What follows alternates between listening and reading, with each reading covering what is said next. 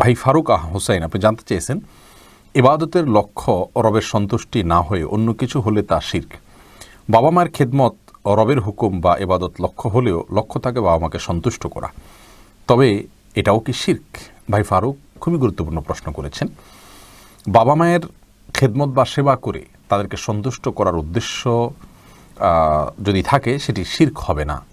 তার কারণ হলো বাবা মায়ের খেদমত এটা প্রত্যক্ষ ইবাদত নয়, পরোক্ষ ইবাদত। পরোক্ষ ইবাদতে একটা উদ্দেশ্য, একটা লক্ষ্য, প্রাথমিক একটা লক্ষ্য থাকে, একটা চূড়ান্ত লক্ষ্য থাকে।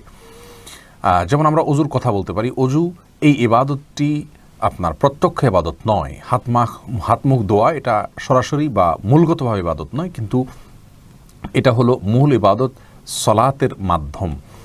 তো অজুর লক্ষ্য থাকে সলাত আদায় করা, কিন্তু চূড়ান্ত লক্ষ্য থাকে আল্লাহ তাআলাকে সন্তুষ্ট করা। ঠিক তেমনিভাবে মা বাবাকে সেবা করা, এটা হলো আমাদের এমন একটি ইবাদত যে ইবাদতের প্রাথমিক লক্ষ্য হলো মা বাবাকে সন্তুষ্ট করা, চূড়ান্ত লক্ষ্য হলো আল্লাহ তাআলাকে সন্তুষ্ট করা। যেগুলো মূলগত ইবাদত, সরাসরি ইবাদত, সেগুলো যদি আল্লাহ ছাড়া অন্য কারোর উদ্দেশ্যে নিবেদন করে তাহলে সেক্ষেত্রে সেটি শিরকে পর্যবসিত হয়। আর মা বাবার সন্তুষ্টিকেই হাদিসের ভাষায় আল্লাহ রাব্বুল আলামিনের সন্তুষ্টি বলে আখ্যায়িত করা হয়েছে। রিদার রব্বে ফি রিদাল ওয়ালিদাইন, মা বাবার সন্তুষ্টির মাঝেই আল্লাহ রাব্বুল আলামিনের সন্তুষ্টি নিহিত। যেহেতু এখানে মা বাবার সন্তুষ্টি অর্জন করতে আল্লাহ তাআলাই বলেছেন, অতএব মা বাবার সন্তুষ্টি অর্জন করার চেষ্টা করাটাই আল্লাহর নির্দেশ পালন করা। এটি দর্শনীয় কিছু না, শিরক হওয়ার কোনো প্রশ্নই উঠবে না ইনশাআল্লাহ। আসমা হাসানাত রিমা বোন আপনি জানতে চেয়েছেন, ভূমিকম্পের সময় যদি কেউ নামাজে থাকে তাহলে এই অবস্থায় তার কী করা উচিত? দেখুন, ভূমিকম্পের সময় সলাতরত অবস্থায় থাকলে তিনি যদি মনে করেন যে ভূমিকম্পের মাত্রাটি একটু বেশি এবং এটি তার জীবন নাশের মাধ্যম হতে পারে, কারণ হতে পারে, তাহলে সেক্ষেত্রে তিনি সালাত ছেড়ে দিয়ে নিরাপদ জায়গায় আশ্রয় নেবেন। কারণ ফরজ সালাতের মধ্যে থাকা অবস্থায় যদি জীবন হুমকির মধ্যে পড়ে যায় তাহলে জীবন রক্ষার খাতিরে তাকে সালাত ত্যাগ করা জায়েজ রয়েছে। এ বিষয়ে আমাদের একটি ভিডিও রয়েছে, সেখানে বিস্তারিত আপনি দেখে নিতে পারেন। গাজী মামুন জানতে চেয়েছেন, ইমাম সাহেব আগে রুকুতে যান এবং পরে তাকবীর দেন, কিছু মুসল্লি ওনার তাকবীর শোনার আগেই ওনার সাথে রুকুতে চলে যান, সঠিক নিয়ম কোনটা জানতে চাই। ইমাম সাহেব যে কাজটি করছেন সেটি ভুল কাজ। মূলত আমরা যখন রুকুতে যাব, দুটি মত রয়েছে অনেক ওলামাদের মধ্যে, যেতে যেতেই আমরা তাকবীর বলবো, আর আরেকটা মত হলো যে আমরা রুকুতে ঝুঁকেই তাকবীর বলবো। তো মুসল্লিদের সর্বাবস্থায় ইমামের তাকবীর বলার পর তাকে রুকুতে যেতে হবে, ইমাম সাহেবের তাকবীর বলার আগে রুকুতে যাওয়া উচিত নয়, এটি ভুল।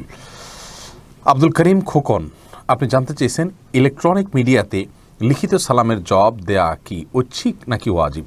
দেখুন, ইলেকট্রনিক মিডিয়াতে লিখিত যে সালাম আসে সেটার জবাব তো আমরা লিখিতভাবে পাল্টা দিতে পারবো না। অর্থাৎ ধরুন কোনো দৈনিক পত্রিকাতে কেউ কোনো কিছু লিখে সেখানে শুরুতে সালাম দিল, তো আমি তো তাকে পাল্টা জবাব দেওয়ার সুযোগ নেই। যেখানে পাল্টা জবাব দেওয়ার সুযোগ আছে সেখানে লিখিতভাবেই জবাব দিতে হবে। ইলেকট্রনিক মিডিয়া বলতে আপনার টেলিভিশনে বা অন্য কোথাও যদি হয় তাহলে আমার সালাম তিনি শুনতে পাবেন না, এমন যদি হয় তাহলে সালামের জবাব দিব না। আর যদি লাইভ হয়, আমি ফোন করেছি, সেক্ষেত্রে তিনি সালাম দিয়েছেন, আমি সেখানে জবাব দিব। আর সাধ্য অনুযায়ী জবাব দেওয়া উচিত। যেমন এই যে অনুষ্ঠানের শুরুতে আমরা আসসালামু আলাইকুম বলেছি, আপনার সাধ্য আছে কমেন্টের মাধ্যমে ওয়ালাইকুম আসসালাম জানিয়ে দেওয়া। তো যেভাবে জানিয়ে দেওয়ার সুযোগ আছে সেভাবে আপনি সালামের জবাব দেওয়ার চেষ্টা করবেন এবং জানিয়ে দেওয়ার চেষ্টা করবেন, এটি হলো উচিত এবং কর্তব্য। তাহলে সেক্ষেত্রে ইনশাআল্লাহ আমাদের দায় আদায় হয়ে যাবে। ইনবক্সে যারা সালাম দিয়ে থাকেন তাদেরও সেই ইনবক্সে সালামের জবাব দেওয়া উচিত যথাসাধ্য। অনেকে সালামের জবাবে ওয়াস শুধুমাত্র এইভাবে সংক্ষেপে লেখেন, এরকম সংক্ষেপে লেখা উচিত নয়। এরপরে বোন আমাতুল্লাহ আপনি জানতে চেয়েছেন, আমি আমার পরিবারের সিদ্ধান্তে বিএসসি নার্সিংয়ে ভর্তি হয়েছি। নার্সিং সম্পর্কে আমার পূর্ব অভিজ্ঞতা ছিল না। ভর্তি হওয়ার পর যা শুনলাম তাতে আমি মর্মাহত। নেকাব পরা যাবে না, ফুল হাতা ড্রেস পরা যাবে না, এই অবস্থায় আমি পড়ায় মন বসাতে পারছি না। আমার আব্বু অসুস্থ, তার খুব ইচ্ছে যেন আমি এখানে পড়াশোনা করি, এ কারণে আমি নার্সিং ছেড়ে দিতেও পারছি না। এটা একটা প্রাইভেট প্রতিষ্ঠান। এখন যদি আমাকে বের হতে হয় তাহলে ফুল টাকা পরিশোধ করতে হবে, যা এই মুহূর্তে সম্ভব নয়। আমি যদি যথাসম্ভব পর্দা রক্ষা করে নার্সিং করি, তারপরেও কি পুরুষদের নার্সিং সার্ভিস দেওয়ার জন্য আমলনামা গুনাহ লেখা হবে? আমি ইস্তেখারা করেও সিদ্ধান্ত নিতে পারছি না, দয়া করে আমার করণীয় সম্পর্কে পরামর্শ দিবেন। বোন রাহমাতুল্লাহ, আল্লাহ তাআলা আপনার সমস্যার সমাধান করাটিকে আপনার জন্য সহজ করে দিন, আমরা দোয়া করি। সেই সাথে বলবো যে আসলে এই যে সংস্কৃতি যেটা ইহুদি খ্রিস্টানরা আমাদের মধ্যে চালু করে দিয়েছে, যে মেয়েদেরকে আপনার অন্য পুরুষদের সেবার কাজে ব্যবহার করা, এটা নারীর এবং মাতৃত্বের অপমান বলে আমরা মনে করি। যারা তথাকথিত নারী মুক্তির কথা বলে তারাই এ সমস্ত কালচার এবং সংস্কৃতির প্রবক্তা এবং প্রতিষ্ঠাতা। যাই হোক, আপনার উচিত হবে এ ধরনের প্রতিষ্ঠান থেকে যে কোনোভাবে বের হয়ে আসা। আপনি যেটি বলেছেন যে বের হয়ে আসা আপনার জন্য সম্ভব নয় ফিনান্সিয়াল কারণে, এটা আপনার জন্য কষ্টের হবে। তাহলে সেক্ষেত্রে আপনি নিরুপায় হলে আল্লাহ রাব্বুল আলামিন অবশ্যই আপনার অবস্থা দেখবেন। আপনি নিজের পর্দাকে সর্বোচ্চ যতটুকু আপনার সাধ্যের মধ্যে রয়েছে ততটুকু চেষ্টা করে মেনটেন করবেন। ইনশাআল্লাহ আশা করা যায় আল্লাহ রাব্বুল আলামিনের কাছে আপনার এটার জন্য জবাবদিহি করতে হবে না এবং আপনি পাকড়াও থেকে মুক্ত থাকবেন। এবি রুবেল আপনি জানতে চেয়েছেন, আপনি যে এ ধরনের লাইভ অনুষ্ঠান করেন, কেউ কেউ বলেন এটা নাকি নাজায়েজ, দয়া করে এ ব্যাপারে কিছু বলবেন। দেখুন ভাই রুবেল, লাইভ অনুষ্ঠান হোক আর যাই হোক না কেন, ইসলাম শরীয়তে জায়েজ বা নাজায়েজের জন্য একটা ভিত্তি থাকতে হয়। জায়েজ বলতে বোঝানো হয় ওই বিষয়টাকে যে বিষয়ে কোরআন এবং হাদিসে কোনো নিষেধাজ্ঞা নেই, আর নাজায়েজ হলো যে বিষয়ে কোরআন হাদিসে নিষেধাজ্ঞা আছে। বিশেষ করে জাগতিক ক্ষেত্রে, ইবাদত বন্দেগীর ক্ষেত্রে কোরআন এবং হাদিসে যা অনুমতি দেওয়া হয় না, যে বিষয়ে আমাদের কোনো অনুমোদন নাই, সে বিষয়টাই মূলত আমাদের জন্য নিষিদ্ধ এবং অননুমোদিত ইসলামী শরিয়াতে। তো এই যে লাইভ অনুষ্ঠান, এটাকে যদি কেউ নাজায়েজ বলেন তাহলে সেক্ষেত্রে তাকে প্রমাণ করতে হবে যে কোরআন হাদিসের কোথায় এটা নিষেধ আছে, আর এই বিষয়ে যেহেতু কোরআন হাদিসের কোনো নিষেধাজ্ঞা নেই, অতএব এটাকে নাজায়েজ বলার কোনো কারণ থাকতে পারে না। এটা যদি কেউ বলে থাকেন তাহলে এটা তার অজ্ঞানতা এবং তিনি না জানার কারণে হয়তো এমনটি বলছেন। এরপরে যে প্রশ্ন আমি দেখতে পাচ্ছি তা হলো, ভাই আব্দুল্লাহ আপনি জানতে চেয়েছেন, অনেক পুত্রবধূ আছেন স্বামীকে তারা বুঝিয়ে শাশুড়ি থেকে শ্বশুর থেকে দূরে রাখেন, তাদের সম্পর্কে কি বলবেন? দেখুন, কোনো পুত্রবধূ যদি তার স্বামীকে তার বাবা মা থেকে দূরে রাখেন তাহলে তিনি আল্লাহ রাব্বুল আলামিনের কাছে অনেক বড় ধরনের অপরাধী হিসাবে বিবেচিত হচ্ছেন। কারণ মা বাবার সেবা করা, মা বাবার সাথে সুসম্পর্ক রাখা, তাদের কাছে বিনয় অবনত হয়ে থাকা, এটা সন্তানের জন্য অপরিহার্য।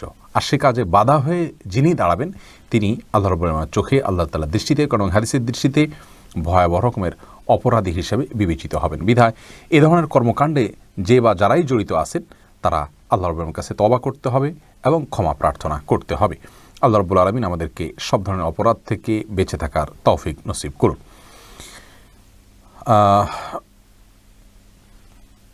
এরপরে যে প্রশ্নটি আমি দেখতে পাচ্ছি সেটা হলো,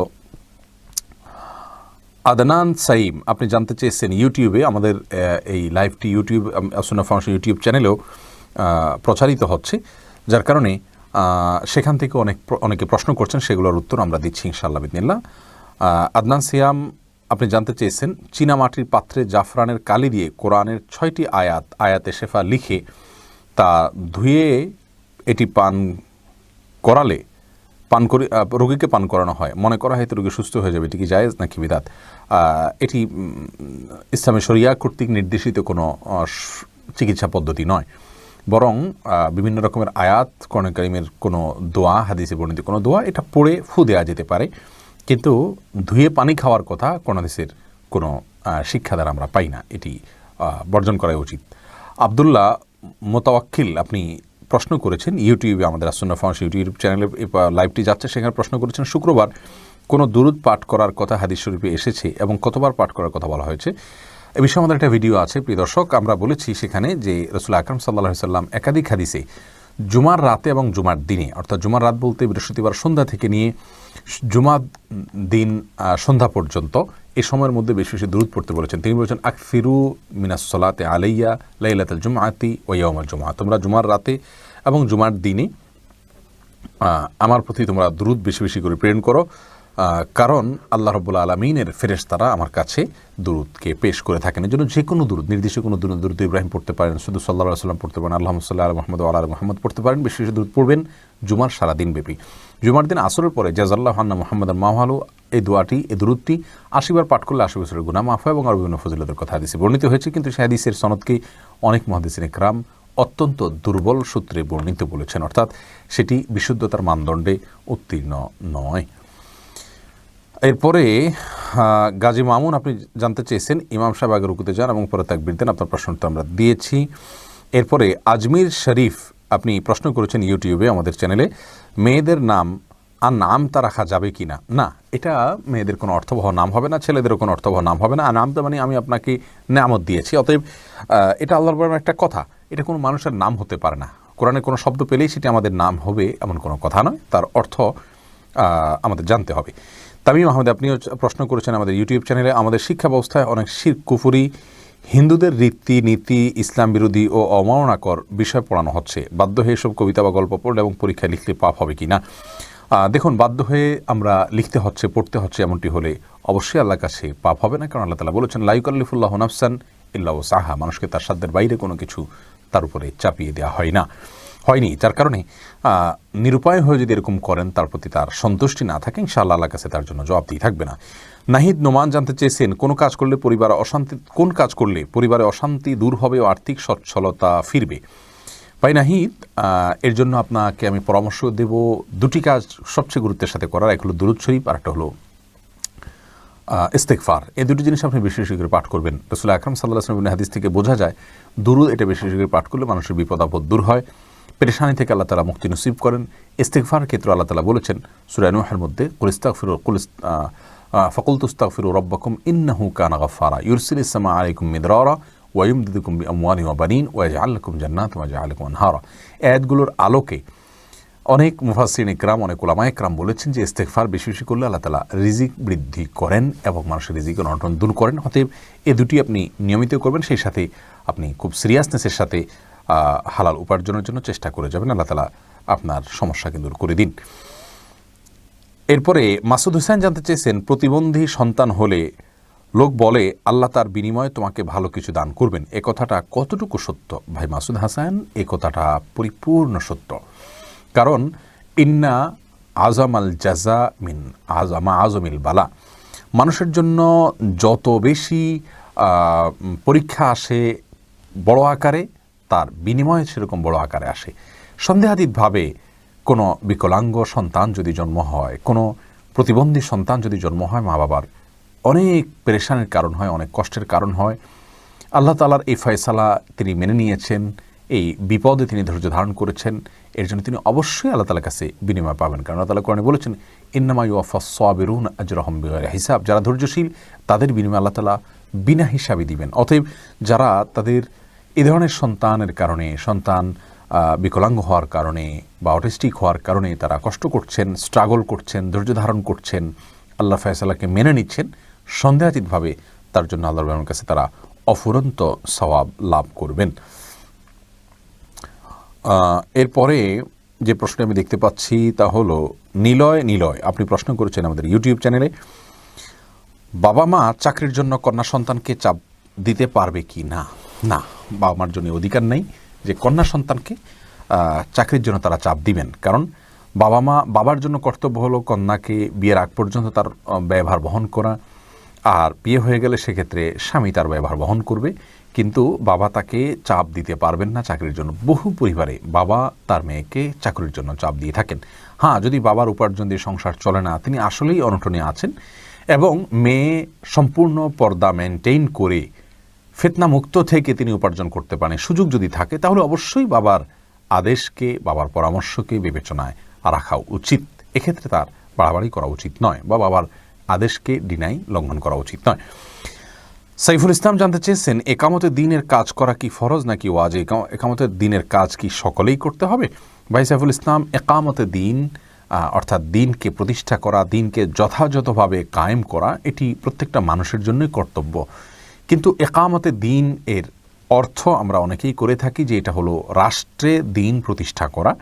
এটি একামতে দিনের সঠিক ব্যাখ্যা নয়।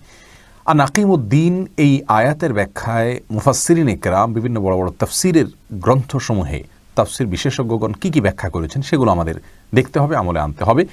একামতে দিনের সবচেয়ে বড় এবং সবচেয়ে প্রসিদ্ধ এবং বলতে গেলে একমাত্র ব্যাখ্যাই বলা যেতে পারে, বেশিরভাগ মুফাসসিরিন ইকরাম যেটি উল্লেখ করেছেন তা হলো যে তাওহীদকে প্রতিষ্ঠা করা, পরিপূর্ণভাবে তাওহীদে প্রবেশ করা, যেটি নবী রাসূলগণ করেছেন, এবং সেটি নিজের মধ্যে, নিজের পরিবারের মধ্যে, সমাজ, রাষ্ট্র সর্বত্র আমাদেরকে প্রতিষ্ঠা করতে হবে। রাষ্ট্রে দিন প্রতিষ্ঠা করাটাই একামতে দিন, এটি একামতে দিনের ব্যাখ্যা নয়, এটি একামতে দিনের একটা পার্ট হতে পারে বা একটা অংশ হতে পারে। অতএব একামতে দিন তো সবাইকেই পালন করতে হবে। আফনান সাকিব জানতে চেয়েছেন, ইউটিউব চ্যানেলে আপনি প্রশ্ন করেছেন আমাদের, কোনো ব্যবসায় প্রতিষ্ঠানের স্টাফ হিসেবে মালিকের অজান্তে অর্থ ব্যয় করে তার অজান্তে সে অর্থ ফিরিয়ে দিলে কোনো গুনাহ হবে কি না? জি ভাই, গুনাহ তো অবশ্যই হবে ভাই আফনান, যেহেতু আপনি বা যেই আমি আপনাকে বোঝার সুবিধার জন্য শুধুমাত্র বলছি, যেহেতু এই অন্যায় কাজটি করা হয়েছে এবং অন্যায় কাজটি করার কারণে আল্লাহ তাআলার কাছে অপরাধ হিসাবে বিবেচিত হয়েছেন তিনি, কারণ তার দ্বারা একটা অন্যায় হয়েছে, তার দ্বারা একটি গুনাহ হয়েছে। অতএব এটার কারণে তিনি আল্লাহর কাছে তওবা করতে হবে, ইস্তেগফার করতে হবে, ক্ষমা প্রার্থনা করতে হবে। তিনি যে ফেরত দিয়েছেন সেটি সন্দেহভাবে প্রশংসনীয় এবং সেজন্য আল্লাহর কাছে তিনি আজর পাবেন, প্রশংসার দাবিদার, হকদার তিনি। আল্লাহ তাআলা তাকে তার জন্য অবশ্যই বিনিময় দিবেন। তবে তিনি যে কাজটুকু করেছেন সেটুকু অন্যায় করে ফেলেছেন, যার কারণে তিনি আল্লাহ তাআলার কাছে তওবা করবেন। নাসিরুদ্দিন বালি এডি থেকে আপনি জানতে চেয়েছেন, শীতবস্ত্র বিতরণ প্রক্রিয়া অংশগ্রহণ করতে চাই, কীভাবে অনুদান পাঠাবো দয়া করে জানাবেন। ভাই নাসিরুদ্দিন, আমাদের এই বিষয়ে একটা পোস্ট দেওয়া হয়েছে, আগামীকালকার একটা পোস্ট যাবে ইনশাআল্লাহ। সেখানে আপনি পোস্টে দেখবেন যে আমাদের এই পেজে গত 4-5 দিন আগের পোস্টে আপনি যদি দেখেন, প্রিভিয়াস পোস্ট দেখবেন, সেখানে দেওয়া আছে শীতবস্ত্র বিতরণের পোস্টের ক্যাপশনের ওখানে আপনার ডোনেশনের জন্য বিভিন্ন আমাদের অ্যাকাউন্ট নম্বর, ফাউন্ডেশনের অ্যাকাউন্ট নম্বর দেওয়া আছে, বিভিন্ন বিকাশ নাম্বার দেওয়া আছে ফাউন্ডেশনের, সেই সাথে সরাসরি অনলাইন থেকে পৃথিবীর যে কোনো জায়গা থেকে আপনার SSL এর মাধ্যমে ডোনেশন করারও ব্যবস্থা রয়েছে, সেখানে বিস্তারিত জানানো আছে, দেখে নেবেন ইনশাআল্লাহ। মাহফুজ আহমেদ মুন্না জানতে চেয়েছেন, মৃত মানুষকে দাফন করার পর কবরের ওপর নারিকেল পাতা রাখা হয়, এটার বিধান আছে কি? না, মৃত ব্যক্তিকে কবরে দাফন করার পর নারিকেল পাতা রাখার কোনো নির্দেশ কোরআন হাদিসে কোথাও দেওয়া হয়নি। বরং রাসূল আকরাম সাল্লাল্লাহু আলাইহি ওয়াসাল্লাম একটা কবরে তিনি ডাল গেড়েছেন এমনটি পাওয়া যায়, সেটি একটা কবরেই গেড়েছেন, এছাড়া অন্য কোনো কবরে বা সচরাচর সব কবরে তিনি ডাল গেড়েছেন এমনটি পাওয়া যায় না, যার কারণে কবরে কোনো কিছু গাড়তে হবে এমন কোনো কথা ইসলামের শরীয়ত অনুযায়ী নির্দেশিত নয়।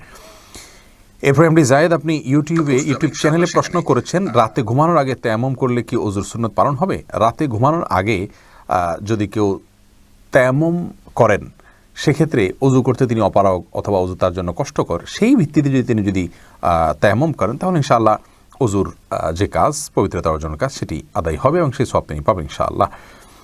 এরপরে রিফা তামান্না জানতে চাইছেন, আমার পরিবারের পুরোপুরি ইসলাম জীবন ব্যবস্থা মানে না, সেক্ষেত্রে আমার পরিপূর্ণ পর্দা এবং ইসলামী জীবনযাপনে অনেক সমস্যা হচ্ছে, এক্ষেত্রে আমি কি করতে পারি?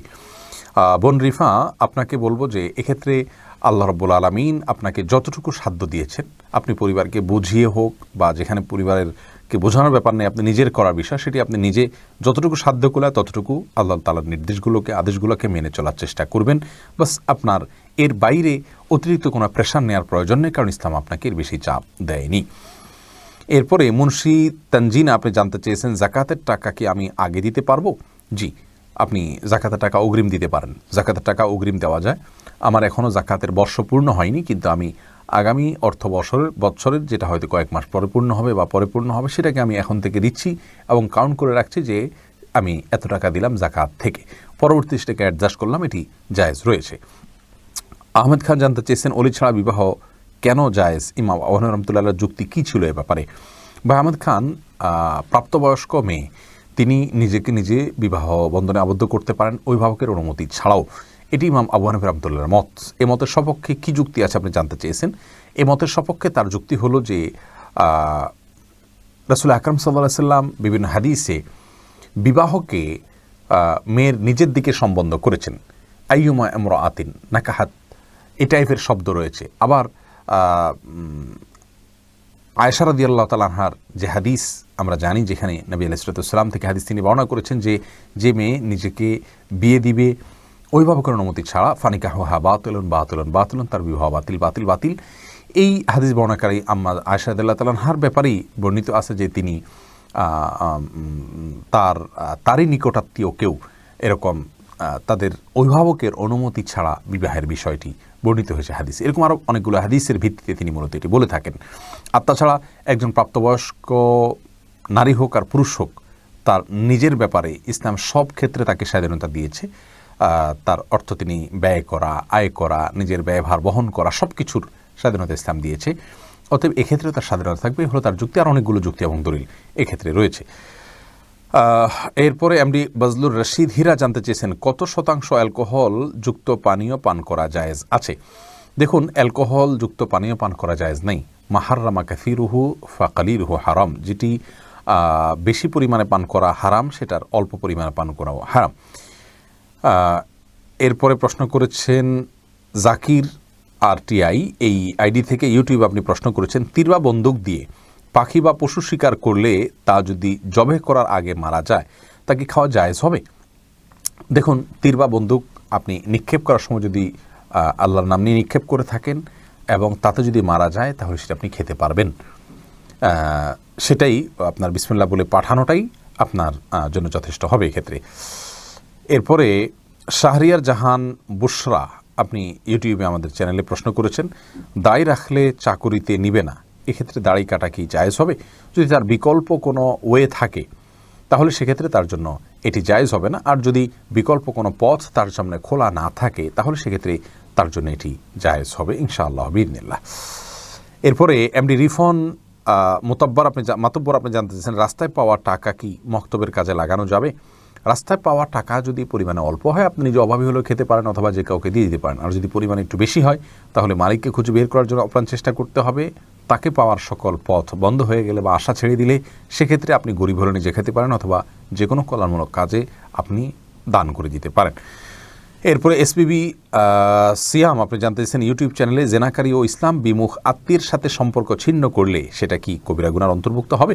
দেখুন, জেনাকারীর সাথে সম্পর্ক ছিন্ন করলে, যদি সাময়িকভাবে সম্পর্ক ছিন্ন করলে তিনি সংশোধিত হবেন তাহলে সেক্ষেত্রে আপনি সম্পর্ক ছিন্ন করতে পারেন। কিন্তু এছাড়া সাধারণ অবস্থায় তার সাথে সম্পর্ক ছিন্ন করা উচিত নয়, কারণ তিনি অপরাধী হলেই তার সাথে সম্পর্ক ছিন্ন করতে হবে এমন কোনো কথা নয়। হ্যাঁ, তার প্রতি ঘৃণা আপনার থাকবে অবশ্যই তার অন্যায় করার কারণে, এবং সেই সাথে যদি আপনি তাকে ত্যাগ করে সংশোধন করতে পারেন তাহলে সেটিও করবেন।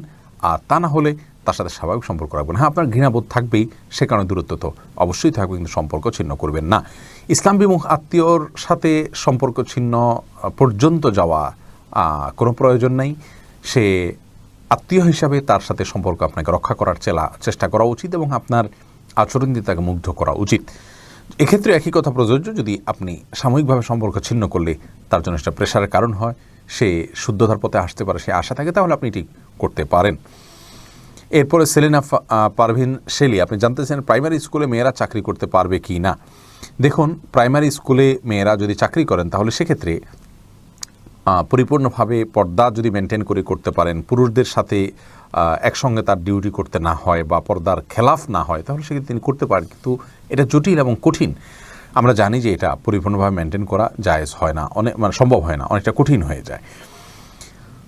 মোহাম্মদ ইফরাত আপনি এটি থেকে জানতে চাইছেন চোখে সুরমা লাগানো কি সুন্নাত, আর সুরমা লাগানোর পর যদি অজু করি সুরমার কালার থেকে যায় এতে কি অজু হবে?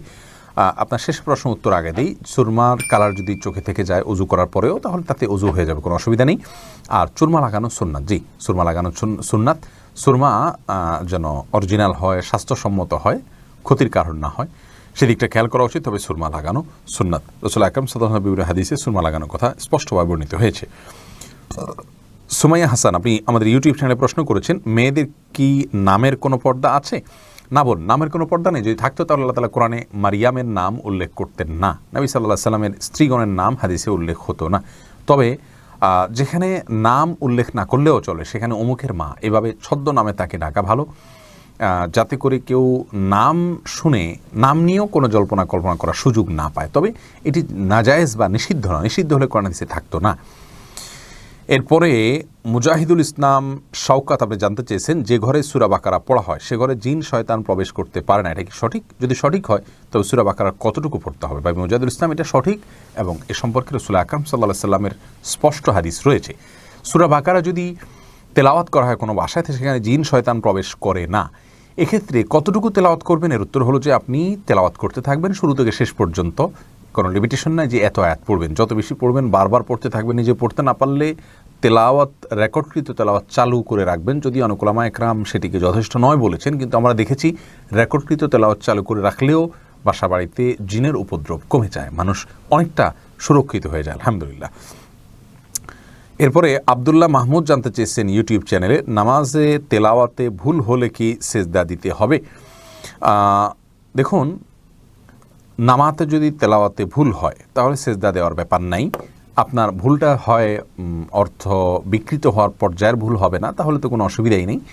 আর যদি অর্থ বিকৃত হওয়ার মতো ভুল হয় সেক্ষেত্রে আপনি 3 আয়াত বা যতটুকু না পড়লে নয় এতটুকু পড়ে ফেলেছেন, তারপরে যদি ভুল হয় তাহলে ইনশাআল্লাহ সেখানে আপনার সালাত হয়ে যাবে। কোনো কোনো ক্ষেত্রে অর্থ বিকৃত হওয়ার মতো ভুল যদি হয় তাহলে সেক্ষেত্রে আপনার সালাত হবেই না, সিজদা সাহুতে এটি কুলাবে না। এরপরে রাশিদুল ইসলাম শান্ত জানতে চেয়েছেন, প্রচণ্ড শীতে ফরজ গোসল প্রয়োজন পড়লে কি কোনো ছাড় রয়েছে? ভাই শান্ত, প্রচণ্ড শীতে ফরজ গোসল এর ক্ষেত্রে আপনি ঠান্ডা পানিতে গোসল করা কষ্টকর হলে আপনার জন্য ছাড় রয়েছে। সেই ক্ষেত্রে যদি ঠান্ডা পানি ব্যবহার করলে আপনার অঙ্গহানি হতে পারে, প্রচণ্ড রকমের রোগ দেখা দিতে পারে, জীবন নাশের ভয় হয় আপনার, অথচ গরম করার কোনো ওয়ে না থাকে, এরকম যদি হয় তাহলে আপনি তায়াম্মুম করতে পারেন। এরকম কোনো সিচুয়েশনে যদি পড়েন, এরকম কোনো জায়গায় যদি থাকেন। কিন্তু সচরাচর আমাদের দেশে যে পরিমাণ শীত পড়ে, কিছু যে এলাকাতে পঞ্চগড় ইত্যাদিতে অনেক বেশি শীত পড়ে, সেখানে এরকম কোনো সিচুয়েশন থাকতে পারে। কিন্তু নর্মালি অন্যান্য এলাকাগুলোতে ঢাকার আশেপাশে বা অন্যান্য জেলাগুলোতে যে পরিমাণ শীত পড়ে তাতে পানি ব্যবহার করলে অঙ্গহানি হয়ে যাবে বা জীবন হুমকির মধ্যে পড়বে, এরকম পরিস্থিতিতে পড়ার সম্ভাবনা খুবই ক্ষীণ। সেই জায়গা থেকে এটি আমাদের জন্য করা জায়েজ হবে না, অর্থাৎ তায়াম্মুম করে নামাজ আদায় করা জায়েজ হবে না, গোসলই করতে হবে। আর গরম পানির ব্যবস্থা কম বেশ প্রায় বেশিরভাগ জায়গায় আজকাল থাকে, একটু কষ্ট হয়, হয়তো একটু বিব্রতকর পরিস্থিতিতে পড়তে হয়, অন্যরা জেনে যাবে, তাতে কি, আমার তো আল্লাহ তাআলার ফরজ নির্দেশ পালন করতে হবে, যার কারণে এটি আপনার অবহেলা করা যাবে না।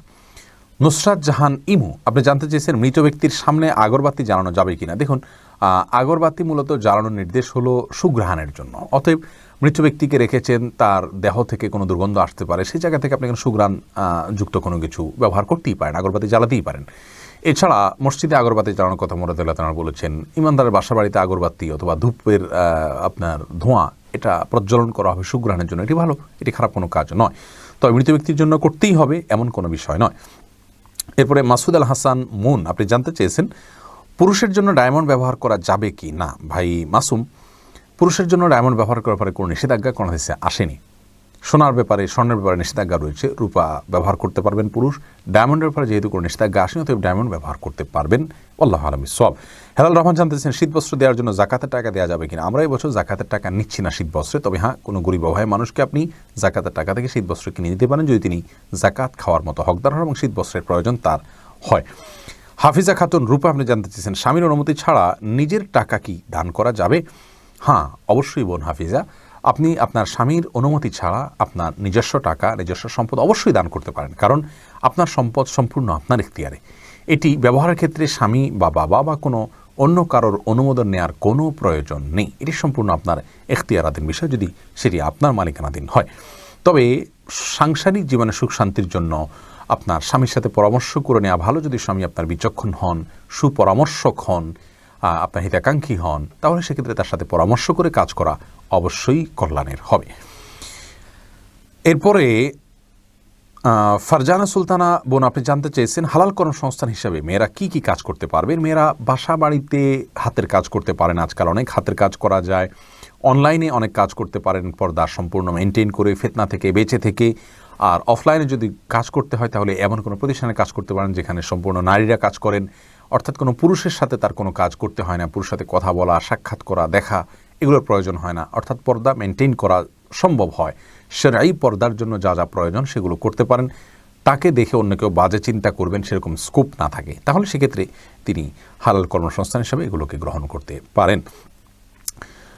এরপরে বোন সাদিয়া ইসলাম জানতেছেন, লোকমুখে শুনেছি জীবদ্দশায় 1 কেজি সুরমা লাগালে সে জান্নাতি, এটা কি সঠিক? না বোন, এরকম কোনো কথা নেই যে 1 কেজি পরিমাণ সুরমা লাগালে সে জান্নাতি হবে। তবে হ্যাঁ, মৌলিকভাবে সুরমা লাগানো রাসূল আকরাম সাল্লাল্লাহু আলাইহি ওয়াসাল্লামের সুন্নাহ এবং সে বিষয়ে নবী সাল্লাল্লাহু আলাইহি ওয়াসাল্লামের সুস্পষ্ট নির্দেশনা রয়েছে, আমরা সুরমা লাগাবো আমাদের সাধ্য অনুযায়ী, তবে 1 কেজি পরিমাণ লাগাতে হবে এমন কোনো কথা নেই, এটি মন গড়া কথা। ফাতেমা বেগম জানতে চেয়েছেন, চোখে ওয়াটারপ্রুফ কাজল লাগালে অজু করলে অজু হবে কি না? যদিও এটা ইউজ করলে প্রলেপের মতো কিছু দেখি না। দেখুন, ওয়াটারপ্রুফ কাজল সম্পর্কে আমার ধারণা নেই, তবে চোখের পাপড়িতে উপরের অংশে যদি এরকম কিছু লাগানো হয় তাহলে সেক্ষেত্রে প্রলেপ না হলেও সেটি অজু না হওয়ার কারণ হওয়ার কথা। তার কারণ ওয়াটারপ্রুফ হওয়ার মানেই হলো যে সেখানে সেটার কারণে ত্বকে পানি লাগছে না, আর ত্বকে পানি না লাগলে অজু হবে না। অতএব আলাদা আবরণ তৈরি হোক বা না হোক, যদি ত্বকে পানি না পৌঁছে তাহলে অজু হবে না। তো এই বিষয়টি নির্ভর করবে আসলে বিষয়টির প্রকৃতির উপরে। এই ওয়াটারপ্রুফ কাজল এটার প্রকৃতিটা কি সে সম্পর্কে আমি যদি বিস্তারিত জানতে পারি তাহলে ইনশাআল্লাহ আপনাদেরকে জানানোর চেষ্টা করব। এরপরে রানা রাজ আইডি থেকে আপনি জানতে চেয়েছেন, এখন যেভাবে মেয়েরা অবাধে বিভিন্ন অফিসে চাকরি করেন তা কি জায়েজ আছে? না ভাই রানা, এটি জায়েজ নয়। অবাধে আপনার পুরুষদের সাথে পাশাপাশি অফিস আদালতে চাকরি করা জায়েজ নয়। এতে ফিতনার আশঙ্কা রয়েছে, এতে তার ইজ্জতের হানি হওয়ার আশঙ্কা রয়েছে, তিনি ফিতনায় পতিত হবেন, অন্যরা ফিতনায় পতিত হবেন, এই আশঙ্কা অত্যন্ত জোরালোভাবে রয়েছে। সবচেয়ে বড় কথা হলো ইসলামী শরীয়তের পর্দার যে বিধিবিধান সেগুলো লঙ্ঘন হয়ে যায়, রক্ষা করা সম্ভব হয় না। হ্যাঁ, যদি কেউ সেটা রক্ষা করে করতে পারে, এমন কোনো পদে কাজ করেন, এমন কোনো পরিবেশ থাকে, তাহলে সে তার জন্য জায়েজ রয়েছে। তবে সচরাচর যেগুলো হয়ে থাকে, ব্যাংকে, অফিস আদালতে নারী পুরুষ একসঙ্গে কাজ করছেন, সেখানে পর্দা মেনটেন করে কাজ করা সম্ভবপর হয় না বেশিরভাগ ক্ষেত্রে, যার কারণে এগুলো জায়েজ নয়। মোশাররফ হোসেন জানতে চেয়েছেন, নামাজে সানা পড়তে ভুলে গেলে নামাজ হবে কি না? হ্যাঁ ভাই, নামাজ হয়ে যাবে, কারণ সানা পড়া এটা নামাজের জন্য ফরজ বা ওয়াজিব নয়। ফরজ বা ওয়াজিব নয় এমন কোনো কিছু ছুটে গেলে নামাজ হয়ে যাবে, কোনো অসুবিধা নেই। এরপরে ইস্তাব্রো বাণী এই আইডি থেকে আপনি জানতে চেয়েছেন, খাটের উপর দাঁড়িয়ে নামাজ পড়া যাবে কি না? যাবে, কোনো অসুবিধা নেই। আপনি খাট হোক আর ভূমি হোক, ফ্লোর হোক, যে কোনো জায়গায় দাঁড়িয়ে সালাত আদায় করতে পারবেন। আপনি স্বাভাবিকভাবে যদি সালাত আদায় করতে অসুবিধা না হয় তাহলে সেক্ষেত্রে কোনো অসুবিধা নেই। হ্যাঁ, কোনো খাটের উপরে দেখা যায় যে ম্যাট্রেস বা ফোম থাকার কারণে অনেক দূর ডেবে যায়, যার কারণে রুকু সিজদায় তিনি ব্যালেন্স রাখতে পারেন না এবং সুন্দরভাবে সালাত আদায় করতে পারেন না, সেজদা সঠিকভাবে করতে পারেন না। এরকম যদি হয় তাহলে সেক্ষেত্রে তার জন্য খাটে দাঁড়িয়ে সালাত আদায় করা উচিত হবে না। এটা কমপক্ষে মাকরু হবে, অপছন্দনীয় হবে, তবে সালাত হয়ে যাবে। যেহেতু সালাত স্বাভাবিকভাবে করতে তার অসুবিধা হয়, শরীরে ব্যালেন্স ঠিক রাখতে পারে না, রুকু সিজদা যথাযথভাবে করতে অসুবিধা হয় এবং মনোযোগও ব্যাঘাত সৃষ্টি হয়, যার কারণে এরকম জায়গায় সালাত করা উচিত নয়। আর যদি এতটা নরম না হয় তাহলে সেক্ষেত্রে সাধারণ খাটে বা চকিতে সালাত আদায় করতে কোনো অসুবিধা নেই।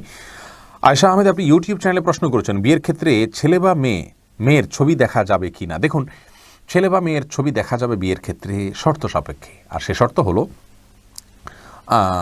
ছেলে মেয়ের ছবি দেখবে, তার কোনো বাবা, অভিভাবক বা অন্য কাউকে দেখাবে না এবং দেখার পরে এটি মুছে ফেলবে নিজের কাছ থেকে, এবং মেয়েও ছেলের ছবি দেখবেন এবং সেটি ফিতনায় পতিত হয়, ছবি দেখে বাজে চিন্তা হয়, বিবাহ ছাড়া আগ পর্যন্ত সেই সুযোগ যেন না থাকে, সেজন্য এটি রিমুভ করে ফেলবেন। এই শর্ত সাপেক্ষে এটি দেখা জায়েজ রয়েছে, সম্পূর্ণ বিয়ের নিয়ত যখন পাকাপাকি হয়ে যাবে তখন।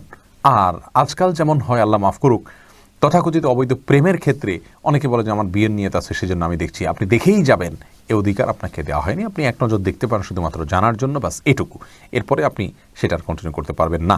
আয়েশা আহমেদ বোন আপনি ইউটিউবে আপনার প্রশ্ন উত্তর দিয়েছি। শাহাদাত হোসেন সবুজ আপনি জানতে চেয়েছেন, স্ত্রীকে গর্ভবতী অবস্থায় সহবাস করা যাবে কি না? জি, স্ত্রী গর্ভবতী থাকলে সে অবস্থায় সহবাস করাতে কোনো নিষেধাজ্ঞা নেই।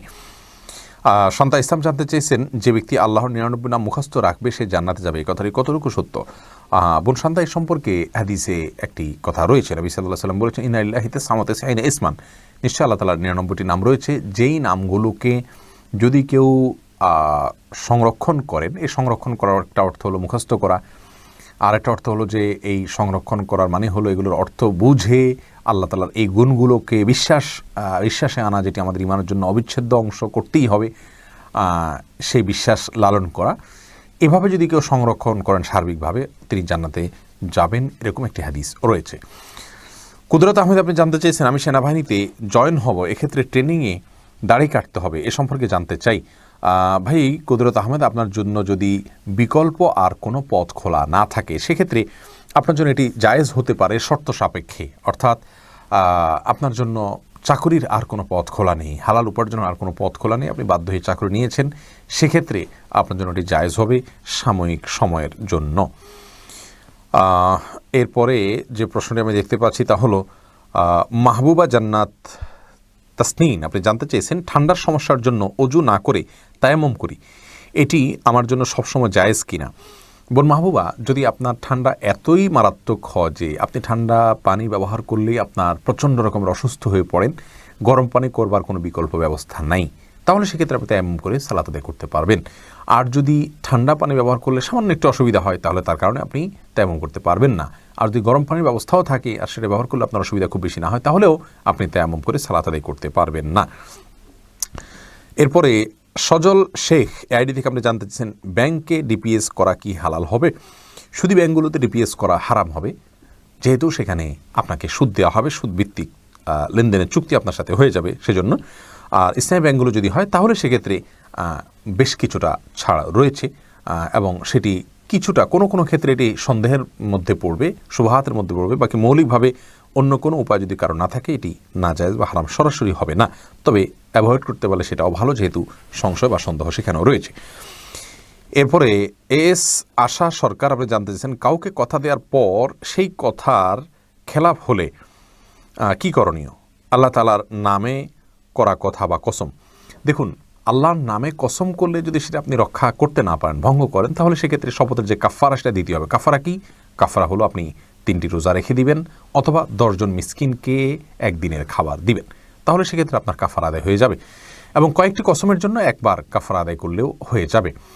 আর যদি আপনি কসমের কসম দেওয়ার আল্লাহর নামে কসম করার পাশাপাশি মানুষের সাথেও আদা করে খেলাফ করেছেন, তাহলে সেক্ষেত্রে তার অধিকারও আপনি নষ্ট করেছেন। এই জন্য আল্লাহর কাছে ইস্তেগফার করতে হবে, ক্ষমা চাইতে হবে, সেই সাথে তার কাছেও ক্ষমা চেয়ে বিষয়টিকে হালনাগাদ করে নেওয়া উচিত।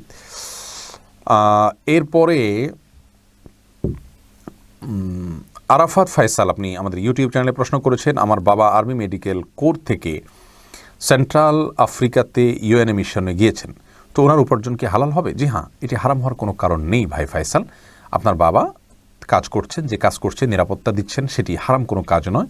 এর বিনিময়ে তিনি পারিশ্রমিক দিচ্ছেন, সেটি সম্পূর্ণ জায়েজ। এখন সেই উপর পারিশ্রমিকটা যদি কোনো অমুসলিম দেয় কোনো অসুবিধা নেই। একজন মুসলিম অমুসলিমের অধীনে কাজ করতে পারেন, আবার অমুসলিমকে নিজের কাজের লোক হিসাবে নিয়োগ দিতেও পারেন, কোনো অসুবিধা নেই। এমডি জাহিদুল ইসলাম জানতে চেয়েছেন, ছোট বাচ্চা দেখতে গেলে কি আগুন ছোঁয়া লাগে? না, এটি কুসংস্কার। ছোট বাচ্চা দেখতে গেলে আগুন ছোঁয়া লাগে, আমাদের অনেক ভাই বোন এমনটি মনে করেন, যেটি ভুল। মোহাম্মদ আব্দুর রহমান আপনি ইউটিউব চ্যানেলে প্রশ্ন করেছেন আমাদের, সিজদার সময় জুব্বা টাকনুর নিচে চলে যায়, তো কি করব? সিজদার সময় চলে গেলে সেক্ষেত্রে আপনি যাতে না যায় টেনে রুকু সেভাবে সিজদা করবেন। দুঃখিত, আমি রুকুর কথা বলছি। রুকুতে অনেক সময় চলে যায়, তাহলে সেক্ষেত্রে কিছুটা টেনে রাখবেন। সিজদার সময় চলে গেলে সেটি আপনার এক তো এখতিয়ারাধীন নয়, আর সেটি কারণে ইনশাল্লাহ কোনো গুনাহ হবে না, যেহেতু এটি আমার এখতিয়ারাধীন নয় এবং এটিকে আমরা ধরে রাখতে পারবো না। অনেক ছোট ছোট পোশাকও দেখা যায় সিজদার সময় ঠিকই চলে যায় জড়সড় হয়ে, এটি স্বাভাবিক অবস্থা না। সাধারণ অবস্থায় আমরা চলাচলের সময়, দাঁড়ানোর সময় যেন টাকনুর নিচে পোশাক না থাকে, সেটিই মূলত হাদিসে নিষিদ্ধ। মোহাম্মদ আব্দুর রহমান আপনার প্রশ্ন উত্তর দিয়েছি। আশরাফুজ্জামান সিয়াম আপনি জানতে চেয়েছেন, মৃত মানুষ ভুল করে থাকলে আমরা তাকে মাফ করে দেই, কিন্তু আমরা ভুল করে থাকলে মৃত মানুষ কিভাবে মাফ করবে? দেখুন, আপনি যদি কারোর প্রতি ভুল করে থাকেন, অন্যায় করে থাকেন, তাহলে তিনি মৃত্যুবরণ করলে তার কাছ থেকে আর মাপ নেওয়ার কোনো সুযোগ নেই। এই জন্যই তো একজন মুসলিম জীবদ্দশায় মানুষের সঙ্গে সকল হিসেব নিকেশ চুকিয়ে রাখবেন। কারোর প্রতি অবিচার করলে, অন্যায় করলে, কারোর হক নষ্ট করলে তার কাছ থেকে ক্ষমা চেয়ে সেটাকে পরিষ্কার করে রাখবেন। এটি একজন মুমিনের জন্য করা উচিত, দেরি করা উচিত নয়। কারণ আমার অধিকার যার কাছে আছে, তিনি যদি, যার অধিকার আমি নষ্ট করেছি, তিনি যদি মৃত্যুবরণ করেন, তাহলে সেক্ষেত্রে কিয়ামতের দিন কেউ কাউকে ছাড়বে না। মৃত্যুর পরে আর তাকে সন্তুষ্ট করা কঠিন। তবে হ্যাঁ, এরকম পরিস্থিতিতে আল্লাহ তাআলাকে যদি খুব বেশি সন্তুষ্ট করতে পারেন, আল্লাহ তাআলা কোনো হাদিস থেকে বোঝা যায় যে ওই ব্যক্তির পক্ষ থেকে তার যে পাওনাদার তাকে সন্তুষ্ট করে দিবেন কোনো পুরস্কার দিয়ে, এবং এই ব্যক্তিকে মাপ পাইয়ে দিবেন। অতএব বিকল্প হলো বিশেষ তওবা করা, তার পক্ষ থেকে দান সদকা করা, তার জন্য দোয়া করা, মৃত ব্যক্তির জন্য যার কাছে আমার অধিকার রয়েছে, যার অধিকার আমি নষ্ট করেছি, এবং সেই সাথে আল্লাহ তাআলাকে খুব বেশি সন্তুষ্ট করার চেষ্টা করে যাওয়া। এমনি নাসিমউদ্দিন আপনি জানতে চেয়েছেন, অজুর সময় ঘন দাড়ির ভেতর পানি কিভাবে পৌঁছাতে হবে? দেখুন, পানি এভাবে কোষ করে ধরে আপনি যেভাবে ভিজিয়ে রাখেন, তাহলে সেক্ষেত্রে যত ঘন দাঁড়িয়ে হোক না কেন গোড়ায় চলে যাবে। সাইফুল ইসলাম জানতে চেয়েছেন, নামাজের প্রথম রাকাতে আউযুবিল্লাহ বিসমিল্লাহ সহ সূরা পাঠ করে প্রথম রাকাত শেষ করলাম, দ্বিতীয় রাকাত কি পুনরায় আউযুবিল্লাহ পাঠ করতে হবে না বিসমিল্লাহ পাঠ করলেই হবে? দেখুন, সূরা ফাতিহা যেহেতু আপনি নতুন করে শুরু করছেন, এই জন্য আপনি আউযুবিল্লাহ পাঠ করবেন এবং এরপরে বিসমিল্লাহ পাঠ করবেন। কারণ ফাইদা কারাতাল কোরআন ফার্স্ট আইযুবিল্লাহি মিনাশ শাইতানির রাজিম, আল্লাহ তাআলা বলেছেন কোরআন যখন পাঠ করবে তখন তুমি আল্লাহ তাআলার কাছে আশ্রয় চাইবে শয়তান থেকে। এই জন্য প্রথম রাকাতে আপনি সূরা ফাতিহা পাঠ করেছেন, এরপরে আপনি রুকু করেছেন, সিজদা করেছেন, তাসবিহ পাঠ করেছেন, অনেকগুলো কাজ করেছেন, আবার নতুন করে আপনি তেলাওয়াত শুরু করছেন, যার কারণে আপনি এখানে আউযুল সূরা 2টা পাঠ করবেন। আনসারুজ্জামান সায়াম জানতে চেয়েছেন মৃত মানুষ ভুল করে থাকলে আমরা প্রশ্ন উত্তর দিয়েছি। শামসুল ইসলাম রাফি জানতে চেয়েছেন খাবার খাওয়ার সময় কাউকে সালাম প্রদান বা গ্রহণ করা যাবে কিনা, বিষয়ে আমাদের একটা ভিডিও আছে এই পেজে, আপনি দেখে নিতে পারেন। সেখানে চমৎকারভাবে আমরা চেষ্টা করেছি চমৎকারভাবে বিষয়টাকে তুলে ধরার জন্য, কতটুকু চমৎকার হচ্ছে আল্লাহ তাআলা ভালো জানেন, আপনি দেখে নিতে পারেন। এটি মৌলিকভাবে অল্প কথা উত্তর দিলে আমরা বলবো এটি জায়েজ রয়েছে, হারাম বা নিষিদ্ধ নয়। ফারজানা সুলতানা জানতে চেয়েছেন পশু পাখি ক্রয় বিক্রয় করা কি হালাল? হ্যাঁ, পশু পাখি ক্রয় বিক্রয় করা হালাল, শুধুমাত্র বিড়াল বিক্রয়ের ব্যাপারে নিষেধাজ্ঞা রয়েছে একটি হাদিসে, সাধারণ বিড়াল। এমডি লিঙ্কন আপনি জানতে চেয়েছেন শোবার বিছানায় নামাজ পড়া যাবে কিনা? উত্তর হলো যাবে। একটু আগে আমরা বলেছি, যদি খুব বেশি নরম হয়, এত নরম হয় যে সেখানে শরীরের ভারসাম্য রক্ষা করা কঠিন হয়ে যায়, তাহলে সেক্ষেত্রে সেটি নিষিদ্ধ। আর না হলে সাধারণ অবস্থায় এটি জায়েজ রয়েছে, জায়গাটি পাক থাকাটা হলো মূল বিষয়। এরপরে ফারিয়া ইসলাম জানতে চেয়েছেন কোরআন মজিদ কি শুয়ে শুয়ে পড়া যাবে?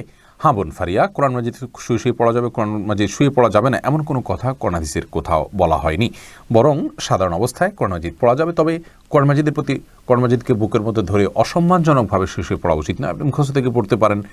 আর সাধারণ অবস্থায় বসে বসে সুস্থ অবস্থায় আপনার কোরআন মজিদ পড়ার চেষ্টা করা উচিত। আপনি মনসুর জানতেছেন অতীতের গুনাহ কিভাবে পানা চাইব? ভাই মনসুর, আপনি অতীতের গুনাহের জন্য আল্লাহর কাছে লজ্জিত হয়ে অনুতপ্ত হয়ে ক্ষমা চাইবেন, চোখের পানি ফেলে সম্ভব হলে বা কানার ভান করে হলে আল্লাহর কাছে মাপ চাইবেন, আর ভবিষ্যতে করবেন না বলে প্রতিজ্ঞাবদ্ধ হবেন। ইনশাআল্লাহ এর মাধ্যমে আল্লাহ তাআলা আপনাকে গুনাহ থেকে মুক্ত করবেন।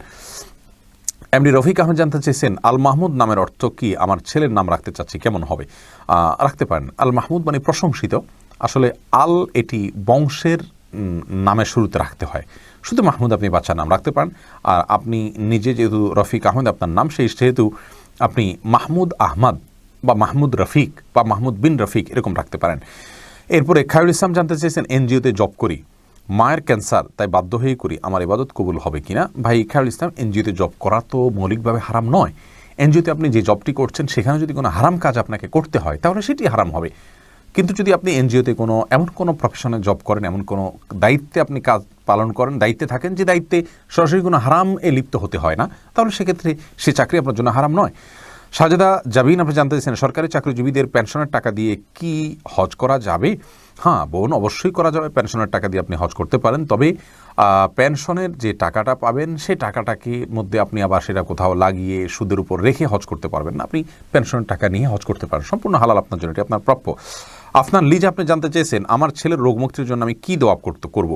আপনি মা হিসাবে তার জন্য আল্লাহর কাছে সাধারণভাবে দোয়া করবেন, দোয়া কবুলের জায়গাগুলোতে সময়গুলোতে দোয়া করবেন, ইস্তেগফার, দুরুদ এবং দোয়া ইউনুস, লা ইলাহা ইল্লা আনতা সুবহানাকা ইন্নী কুনতু মিনাজ জালিমিন এবং ইয়া যাল জালালি ওয়াল ইকরাম, এগুলো পাঠ করে এবং আল্লাহর নাম ডেকে ডেকে, এটা ইসমে আজম আল্লাহ, হে আল্লাহ, এভাবে ডেকে ডেকে আল্লাহর কৃতজ্ঞতা স্বীকার করে আল্লাহর কাছে দোয়া করবেন। ইনশাআল্লাহ আপনি কায়মন অবাক্কায় দোয়া করলে মায়ের দোয়া সন্তানের জন্য আল্লাহ তাআলা কবুল করবেন। যদি আপনার দোয়া আপনি কবুল হতে না দেখেন তাহলে বিচলিত হবেন না, সবর করবেন, আল্লাহ তাআলা সেখানে আপনার জন্য কোনো কল্যাণ অবশ্যই নিহিত রেখেছেন।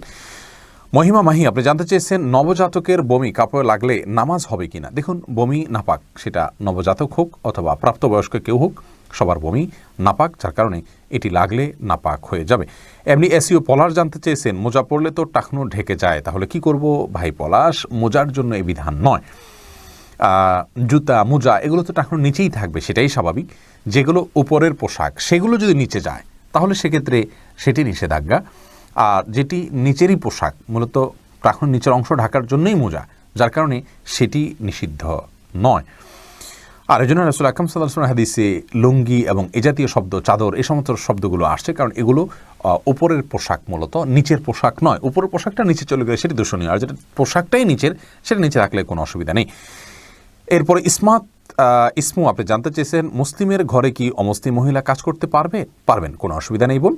মাহমুদুর রহমান রাফি জানতে চেয়েছেন মাজারে মানত করলে পরে টাকা না দিলে কোনো সমস্যা আছে কি? না ভাই রাফি, কোনো সমস্যা নেই। মাজারে মানত করলে পরে টাকা না দিলে কোনো সমস্যা তো নেই, বরং টাকা দেওয়া উচিত নয়। কারণ কেউ যদি ভুল মানত করে তাহলে সে মানত ভঙ্গ করাই হলো তার করণীয়, সে মানত তিনি পুরো করবেন না। যেহেতু মাজারে মানত করা একটা ভুল কাজ, অতএব তিনি মানত পুরা করবেন না। এরপরে ওয়ালিজা উসরাত, আপনি ইউটিউবে আমাদের চ্যানেলে প্রশ্ন করেছেন, একজন দিনমজুর ঠিক করে খাবার জোগাড় করতে পারে না, তার মেয়ের বিয়েতে কি জাকাতের টাকা দেওয়া যাবে? হ্যাঁ, অবশ্যই। তিনি যদি ঠিকমতো খাবার জোগাড় করতে অসুবিধা হয়, তার অবশ্যই তাকে আপনি জাকাত দিতে পারেন। এমনি মামুন হোসেন জানতে চেয়েছেন, মৃত ব্যক্তির উদ্দেশ্যে মসজিদে মিষ্টি দিলে কি কোনো সওয়াব হবে? দেখুন, মৃত ব্যক্তির পক্ষ থেকে আপনি গরিব দুঃখীকে খাবার দিতে পারেন, কোনো অসুবিধা নেই। দিনক্ষণ ঠিক না করে এমনিতে গরিব দুঃখীকে খাবার দিলেন। মসজিদে বিশেষভাবে খাবার দিতে এমন কোনো কথা নেই। গরিব দুঃখীকে খাবারটা আপনি বাইরেও দিতে পারেন, তাদের বাসা পৌঁছে দিতে পারেন। মসজিদ থেকে, মসজিদের সাধারণ মুসল্লিরা আছে তাদেরকে আপনি দান করতে পারেন মৃত ব্যক্তিকে সওয়াবের উদ্দেশ্যে, সেটিও হতে পারে। কিন্তু এটিকে আমাদের দেশে যেরকম সিস্টেম বানিয়ে নিয়েছে এমন মানুষ, যে কেউ মারা গেলে মসজিদে মিষ্টি পাঠানো, জিলাপি পাঠানো, মুসল্লিদেরকে খাওয়ানোর জন্য, এরকম কোনো নির্দেশ, আলাদা পার্টিকুলার নির্দেশ ইসলামে দেওয়া হয়নি। তবে হ্যাঁ, গরিবের পক্ষ, এই মৃত ব্যক্তির পক্ষ থেকে আমরা সাদাকা করতে পারি, তারই অংশ হিসাবে খাদ্যদান হতে পারে।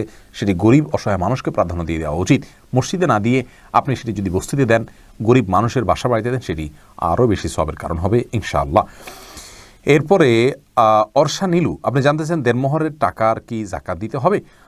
বোন, দেনমোহরের টাকা যদি আপনার কাছে থাকে, স্বামীর কাছ থেকে আপনি উসুল করে থাকেন, তাহলে এটি আপনার কাছে 1 বছর স্টে করলে জাকাত দেওয়ার নেশাব যে আছে সেটা পরিমাণ থাকলে আপনাকে অবশ্যই জাকাত দিতে হবে। আর যদি স্বামীর কাছে পাওনা থাকে তাহলে স্বামীরও দিতে হবে না, আপনাকেও দিতে হবে না। হ্যাঁ, স্বামীর নগদ টাকা থাকলে, সম্পদ থাকলে সেটা জাকাত তিনি দিবেন, কিন্তু এই টাকাটার জাকাত আপনাকে দিতে হবে তখন যখন আপনার কাছে এটা হস্তগত হবে। সুজন মুখতার, আপনি জানতে চেয়েছেন ইউটিউব চ্যানেলে, স্বপ্নে সহবাস করতে দেখলে গুনাহ হবে কিনা? না, এর কারণে কোনো গুনাহ হবে না, কারণ এটি বান্দার ইচ্ছার ধীন কোনো বিষয় নয়, বান্দার ইচ্ছাধীন বিষয় নয়, এমন বিষয়ের জন্য আল্লাহ তাআলা বান্দাকে পাকড়াও করবেন না। এরপরে নূরজাহান বেগম জানতে চেয়েছেন, হারাম কাজ জেনেও হারাম কাজ করছে এই ভেবে যে পরে তওবা করে নেবে, এটা কি সঠিক? না, এটা মোটেও সঠিক নয়, এটি সম্পূর্ণ ভুল এবং ভ্রান্ত একটি কাজ। কারণ আপনার ঘরে কোনো মলম আছে যেটা ব্যবহার করলে, ওষুধ আছে যেটা ব্যবহার করলে আপনার কাটা জায়গাটা ভালো হয়ে যাবে, সেজন্য আপনি একটা ভালো হাত, সুস্থ এবং স্বাভাবিক একজন মানুষ, ঠান্ডা মাথা আপনি কেটে কেটে ওষুধ দিবেন না। ওষুধটা হলো কেটে গেলে তখন ব্যবহার করার জন্য। তওবার পথ খোলা আছে, সেজন্য আপনি ঠান্ডা মাথায় গুনাহ করে যেতে পারেন না যদি সুস্থ মস্তিষ্ক মানুষ হয়ে থাকেন। আপনার গুনাহ হয়ে গেছে, আপনার অবচেতন মনে আপনি করে ফেলেছেন, তখন আপনি তওবার সেই মলম ব্যবহার করবেন। অনেকে এমন করেন যে তওবার রাস্তা তো খোলা আছে, আমি সেজন্য গুনাহ করছি। এরকম করলে তাদের তওবা, প্রকৃত তওবা খুব কমই নসিব হয়ে থাকে, এবং এটি এক প্রকারের আল্লাহর প্রতি বেপরোয়া হওয়া। হাত কাটার প্রতি বেপরোয়া হলে যেরকম মানুষ এমনটি করতে পারে, আল্লাহর প্রতি বেপরোয়া হওয়ার আলামত, যেটি কোনো কোনো ক্ষেত্রে কুফরি পর্যন্ত আমাদেরকে নিয়ে যেতে পারে, আল্লাহর প্রতি অবিশ্বাসের পর্যন্ত নিয়ে যেতে পারে। এটার জন্য এটা উচিত নয় এবং খুব জঘন্য একটি বিষয়।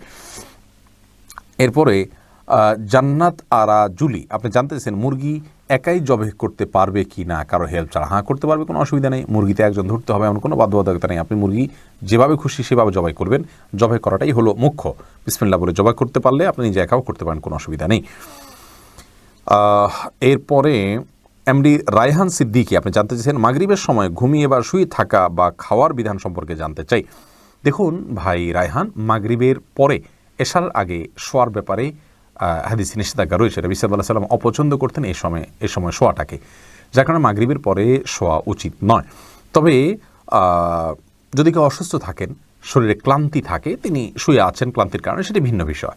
কিন্তু সাধারণ অবস্থাতে এই সময় ঘুমানো নিষেধ, কারণ এই সময় ঘুমাইলে আপনার এশার সালাত তরক হয়ে যেতে পারে। তাছাড়া সকাল এবং সন্ধ্যার সময়গুলো আল্লাহকে স্মরণ করার সময়, জিকিরের সময়, জন্য এই সময় ঘুমিয়ে কাটাবেন না। শুধু সামান্য একটু শুয়ে থাকা, এটা ভিন্ন বিষয়, এটা ইনশাআল্লাহ নিষেধাজ্ঞার আওতায় পড়বে না। এরপরে আরফিন খান, আপনি জানতেছেন আল্লাহ তাআলার সিফাতি নামগুলো দিয়ে আমলের বিধান সম্পর্কে জানতে চাই। দেখুন, আল্লাহর সিফাতি নাম দিয়ে আমল করা বলতে আপনি কি বোঝাতে চাচ্ছেন, সেটি ব্যাখ্যা সাপেক্ষ বিষয়। যদি আল্লাহ তাআলার সিফাতি নাম দিয়ে আমল করা বলতে আপনি এই বুঝিয়ে থাকেন যে আল্লাহর সিফাতের নামগুলো বিশেষভাবে পাঠ করলে বিশেষ কোনো উদ্দেশ্য হাসিল হবে, তাহলে এটা রুকিয়া হিসাবে, ঝাড়ফুঁক হিসাবে দুনিয়াবি কোনো জিনিস পাওয়ার জন্য আপনি করতে পারেন। কিন্তু কোরআন হাদিসে আল্লাহ তাআলা বিশেষ কোনো নাম, এটা এতবার জপলে এরকম লাভ হবে, এরকম কোনো কথা বলা হয়নি। এরপরে এমডি সালমান ইসলাম জানতে চেয়েছেন নামাজের নিয়ত কিভাবে করব? আপনি কোন নামাজ পড়ছেন, আপনার মাথায় যদি সেটি থাকে তাহলে আপনার নিয়ত আছে, বাস। নিয়ত মানে ইচ্ছা। মুখে আপনাকে নামাইতুয়ান পড়তে হবে না, কারণ মুখে নামাইতুয়ান পড়া এটা মূলত নিয়ত নয়, এটা নিয়তের কথাটিকে মুখে প্রকাশ করা। ইসলাম আমাদেরকে সেটি বাধ্য করেনি। মিশু আক্তার জানতে চেয়েছেন বাবা মা জোর করে বিয়ে দিতে চাইলে কি রাজি হওয়া সঠিক হবে? যদি মনে করেন যে বাবা মা সঠিক জায়গায় বিয়ে দিচ্ছেন, দিনদারির ক্ষেত্রে অন্তত আপনি ক্ষতিগ্রস্ত হচ্ছেন না, তাহলে সেক্ষেত্রে আপনি সেখানে সম্মত হওয়া উচিত যদি বিশেষ কোনো অসুবিধা না থাকে। আর আপনি যদি মনে করেন যে না আপনার দিনদারি সেখানে ক্ষতিগ্রস্ত হবে, বাবা মার দিনদারি কিছু বুঝেন না, তারা শুধুমাত্র দুনিয়া দেখে দিচ্ছেন, তাহলে সেক্ষেত্রে আপনি ডিনাই করার অধিকার রয়েছে, ইসলাম আপনাকে বাধ্য করেনি। স্বয়ং নবী সাল্লাল্লাহু আলাইহি সাল্লাম একজন মেয়েকে তার স্বামীর সাথে থাকতে যখন বলেছেন তখন তিনি বলেছেন রাসূলুল্লাহ এটা আপনার নির্দেশ হলে আমি তো মানতে বাধ্য, আর যদি নির্দেশ না হয় তাহলে আমি এটি মানতে পারলাম না। যার কারণে বাবা মাও কোনো মেয়েকে বাধ্য করতে পারেন না, বরং আপনার এক্ষেত্রে স্বাধীনতা রয়েছে। এরপরে তামান্না আখতার আপনি জানতে চাইছেন ইউটিউব চ্যানেলে, শুধুমাত্র স্বামীকে দেখানোর জন্য পুরুষের পোশাক পরা যাবে কি? হতে পারে, কখনো যদি স্বামী দেখতে চায় তাহলে সেক্ষেত্রে সাময়িক সময়ের জন্য শুধু স্বামীকে দেখানোর জন্য আপনি এটা পড়তে পারেন। কিন্তু কোনো স্বামী যদি এটা তার রুচিতে এমনটি চায় তাহলে সেটি সন্দেহাতীতভাবে তার রুচির বৈকল্যের প্রমাণ, অসুস্থতার প্রমাণ। কিন্তু দুঃখিত, সামান্য সময়ের জন্য স্বামীকে আপনি সন্তুষ্ট করার জন্য এটি করতে পারেন। এরপরে নাজমুস সাকিব আপনি ইউটিউব চ্যানেলে প্রশ্ন করেছেন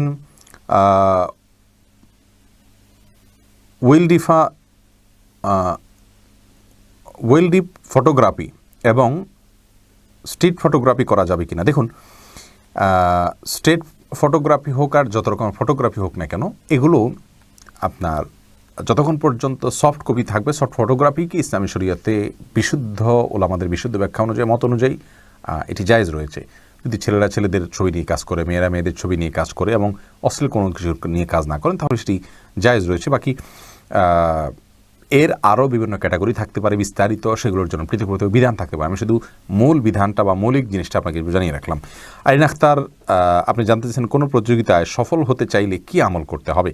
দেখুন, কোনো প্রতিযোগিতায় সফলতার জন্য বিশেষ কোনো আমল নেই। প্রতিযোগিতা সফল হওয়ার জন্য যা যা প্রয়োজন আপনার তা করতে হবে, যা পড়া দরকার তা পড়তে হবে, আপনার স্কিল কে উন্নত করতে প্রয়োজন হলে সেটি করতে হবে।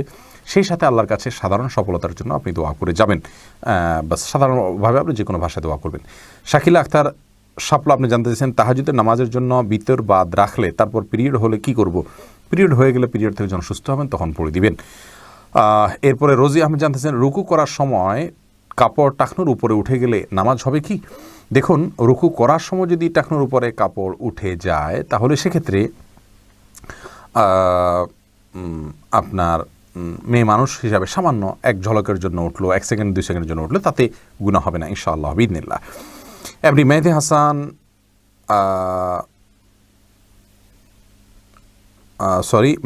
মেহেদি রাসেল আপনি জানতেছেন মুসলিম এবং মুসলমানের মধ্যে পার্থক্য কী। ভাই, মেহেদি রাসেল মুসলিম এটি আরবি শব্দ, আর মুসলমান এটি ফার্সি শব্দ, কোনো পার্থক্য নেই।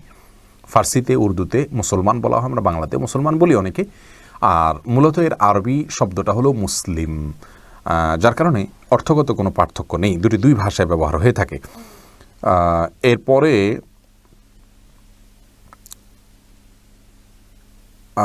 প্রশ্ন করেছেন রোমানা আলম, সাহসিদ্দা করার নিয়ম কিভাবে।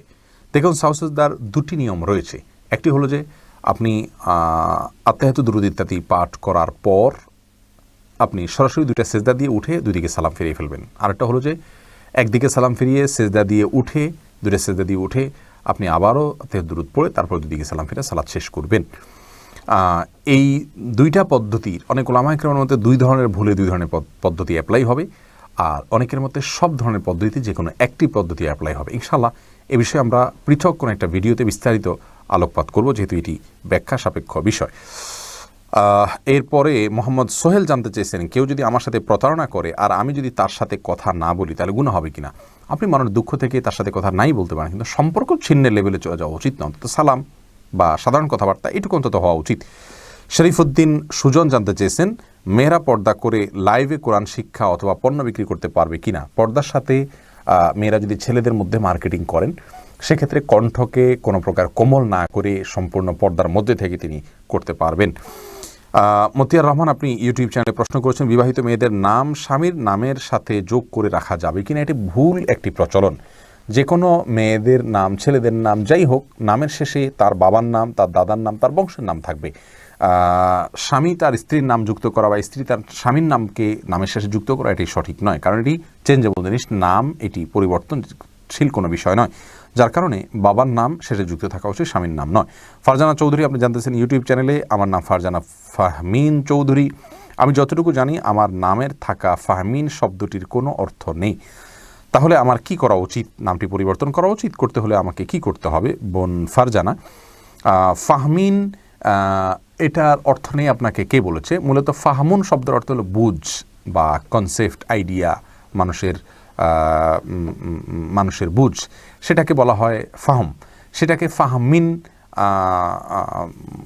বলা হতে পারে। তারপরে যে এটাকে ফার্সিতে আপনার কোনো অর্থে হতে পারে, একেবারে অনর্থক এরকম নয়।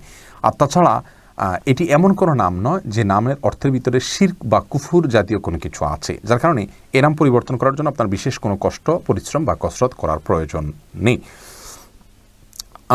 ফাতেমা বেগম জানাচ্ছেন গরুর গোবর কি নাপাক? বোন, গরুর গোবরের পাক নাপাক হওয়া নিয়ে দুটি মত রয়েছে সৌদি আরবের স্কলারদের। অনেকে মনে করেন যে সমস্ত পশুর খাদ্য গোশত খাওয়া হালাল, সেগুলোর পেশাব পায়খানা নাপাক নয়। তবে এর চাইতে অধিক শক্তিশালী হলো এক্ষেত্রে ইমাম আবু হানিফা রাহমাতুল্লাহর মত যে এগুলো নাপাক। অতএব সেই হিসাবে গরুর গোবরকে আমরা নাপাক বলবো। এরপরে মোহাম্মদ শাহিন আলম জানতেছেন আল্লাহ মাফি আল্লাহ শাফি এটা বলে ওষুধ খাওয়া জায়েজ আছে কিনা? ভাই শাহিন আলম, এই বিষয়ে আমাদের একটা ভিডিও আছে। ঠিক আল্লাহ শাফি এটুক লিখে বা ওষুধ খাওয়ার দোয়া এরকম লিখে আপনি যদি সার্চ দেন আমাদের এই চ্যানেলে, আমাদের এই পেজে অথবা আমাদের ইউটিউব চ্যানেল আসুন্নাহ ফাউন্ডেশনে আপনি সার্চ দিলে পেয়ে যাবেন। বিস্তারিত সেখানে আমরা বলেছি। এটা বলাতে তেমন অসুবিধার কিছু নেই, তো বিসমিল্লাহ বলে পান করলে যথেষ্ট। এরপরে তানজিলুর রহমান জানতেছেন উঁচু বিল্ডিং বানানো কি জায়েজ আছে? জায়েজ আছে, কোনো অসুবিধা নেই। আল্লাহ তাআলা কোরআনে কোথাও নিষেধ করেন, যে বিষয় ইসলামে নিষিদ্ধ নয়, কোথাও নিষেধ করা হয়নি, সেটি জায়েজ রয়েছে। আমরা নিজে থেকে কোনোটিকে না জায়েজ বলার কোনো কারণ নেই। রাজীব হোসেন জানতেছেন জুমার নামাজ কি শুধু পুরুষের জন্য ফরজ, মেয়ের জন্য এর বিধান কি? অথচ হাদিসে নবী মুহাম্মদ সাল্লাল্লাহু আলাইহি ওয়াসাল্লাম বলেন আমি যেভাবে নামাজ পড়ি তোমরা সেভাবে নামাজ পড়ো। ভাই রাজীব হোসেন, রাসূল আকরাম সাল্লাল্লাহু আলাইহি ওয়াসাল্লাম মেয়েদেরকে বাসায় নামাজ পড়তে বলেছেন, আর বাসায় তো আর জুমা পড়া যায় না, এই জন্য মেয়েদের জন্য জুমা পড়া আবশ্যক নয়। এটি হলো বিশুদ্ধ মত। মারিয়া বিনতে তাহের, তবে হ্যাঁ কেউ জুমা হাজির হয়ে যদি পর্দার সাথে পড়তে পারেন সেটি জায়েজ আছে, কিন্তু তাদের জন্য জুমা আবশ্যক নয়। মারিয়া বিনতে তাহের জানতে চেয়েছেন হিন্দু কবিরাজের ঝাড়ফুঁক পানি খাওয়া যাবে কি না? হিন্দু কবিরাজ কি পড়ে ঝাড়ফুঁক করে? সে কুফরি কোনো কিছু পড়বে, এটাই স্বাভাবিক। অতএব তার এগুলোকে অ্যাভয়েড করা উচিত। আলামিন শিকদার আপনি জানতে চেয়েছেন কোনো মেয়েকে নির্দিষ্ট করে আল্লাহর কাছে চাওয়া যাবে? দেখুন, কোনো মেয়েকে নির্দিষ্ট করে আল্লাহর কাছে চাওয়া নিয়ে একটা ভিডিও আমাদের আছে, কোনো ব্যক্তিকে জীবনসঙ্গী সহ এই পেজে আছে, চ্যানেলে আছে, দেখে নেবেন। সেখানে বিস্তারিত বলেছি আমরা। এভাবে না বলে বলবেন আল্লাহ অমুককে আমার ভালো লাগে, যদি তার মধ্যে তুমি কল্যাণ রাখো আমার সঙ্গে, তাহলে সহজ করে দাও তার সঙ্গে আমার বিবাহ বন্ধনে আবদ্ধ হওয়াকে, আর যদি অকল্যাণ রেখে থাকো তাহলে আমার মন থেকে তাকে মুছে দাও। মহসিনা রিয়া আপনি জানতেছেন মানুষ কল্পনা করতে ভালোবাসে, কিন্তু কোন রকম কল্পনা করলে গুনাহ হবে। দেখুন, যেই কল্পনা মনে করুন কোনো পুরুষ কোনো মেয়ে মানুষকে নিয়ে, কোনো মেয়ে মানুষ কোনো পুরুষ মানুষকে নিয়ে যদি কোনো কল্পনা করেন, বাজে কল্পনা, তাহলে সেটি নিষিদ্ধ এবং হারাম। এছাড়া সাধারণ কল্পনা জল্পনা এটি নিষিদ্ধ নয়। কোনো গুনাহ করবেন, গুনাহের কল্পনা জল্পনা করাটাও গুনাহ। এছাড়া যদি গুনাহ না হয় তাহলে সেরকম কোনো কিছুর কল্পনা জল্পনা করলে গুনাহ হবে না। এরপরে এমডি জুয়েল রানা জানতে চেয়েছেন চেহারা তিল আছে, রিমুভ করতে চাই, জায়েজ আছে কিনা? ভাই জুয়েল, চেহারার যে তিল আছে এটা যদি আপনার জন্য বিরক্তির কারণ হয়, অস্বস্তির কারণ হয়, আপনি রিমুভ করতে পারেন, ইনশাআল্লাহ এটি কোনো গুনাহের কারণ হবে না। এমডি সোহাগ খান জানতে চেয়েছেন একা নামাজে একামত দেওয়া জরুরি কিনা? জি ভাই, একা নামাজ পড়লেও আপনি যখন একাকী ফরজ নামাজ আদায় করবেন, একামত দিয়ে নামাজ পড়বেন, এই উদ্দেশ্যে কেউ চাইলে আপনার সঙ্গে এসে যোগ দিতে পারে জামাতে। আমরা কিন্তু এটা অনেকেই জানি না। কেউ যদি নামাজ শুরু করে দেন একা একা, তিনি যদি জোরে জোরে তাকবীর বলেন ইমামতের নিয়তে, পরবর্তীতে কেউ এসে তাকে টাচ করে তার পাশে দাঁড়িয়ে জামাতে শামিল হয়ে যেতে পারে, যে কোনো পর্যায়ে, যে কোনো মাঝামাঝি পর্যায়ে এসেও শামিল হয়ে যেতে পারে। তাহলে সেক্ষেত্রে তারা উভয়ে জামাতে সালাত আদায় করার সওয়াব পেয়ে গেলেন।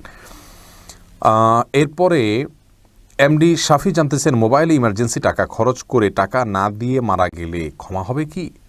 না ভাই, এটা গুনাহের কারণ। এজন্যই ইমার্জেন্সি ব্যালেন্স নিলে খুব দ্রুত সেটা পরিশোধ করার চেষ্টা করে ফেলা উচিত।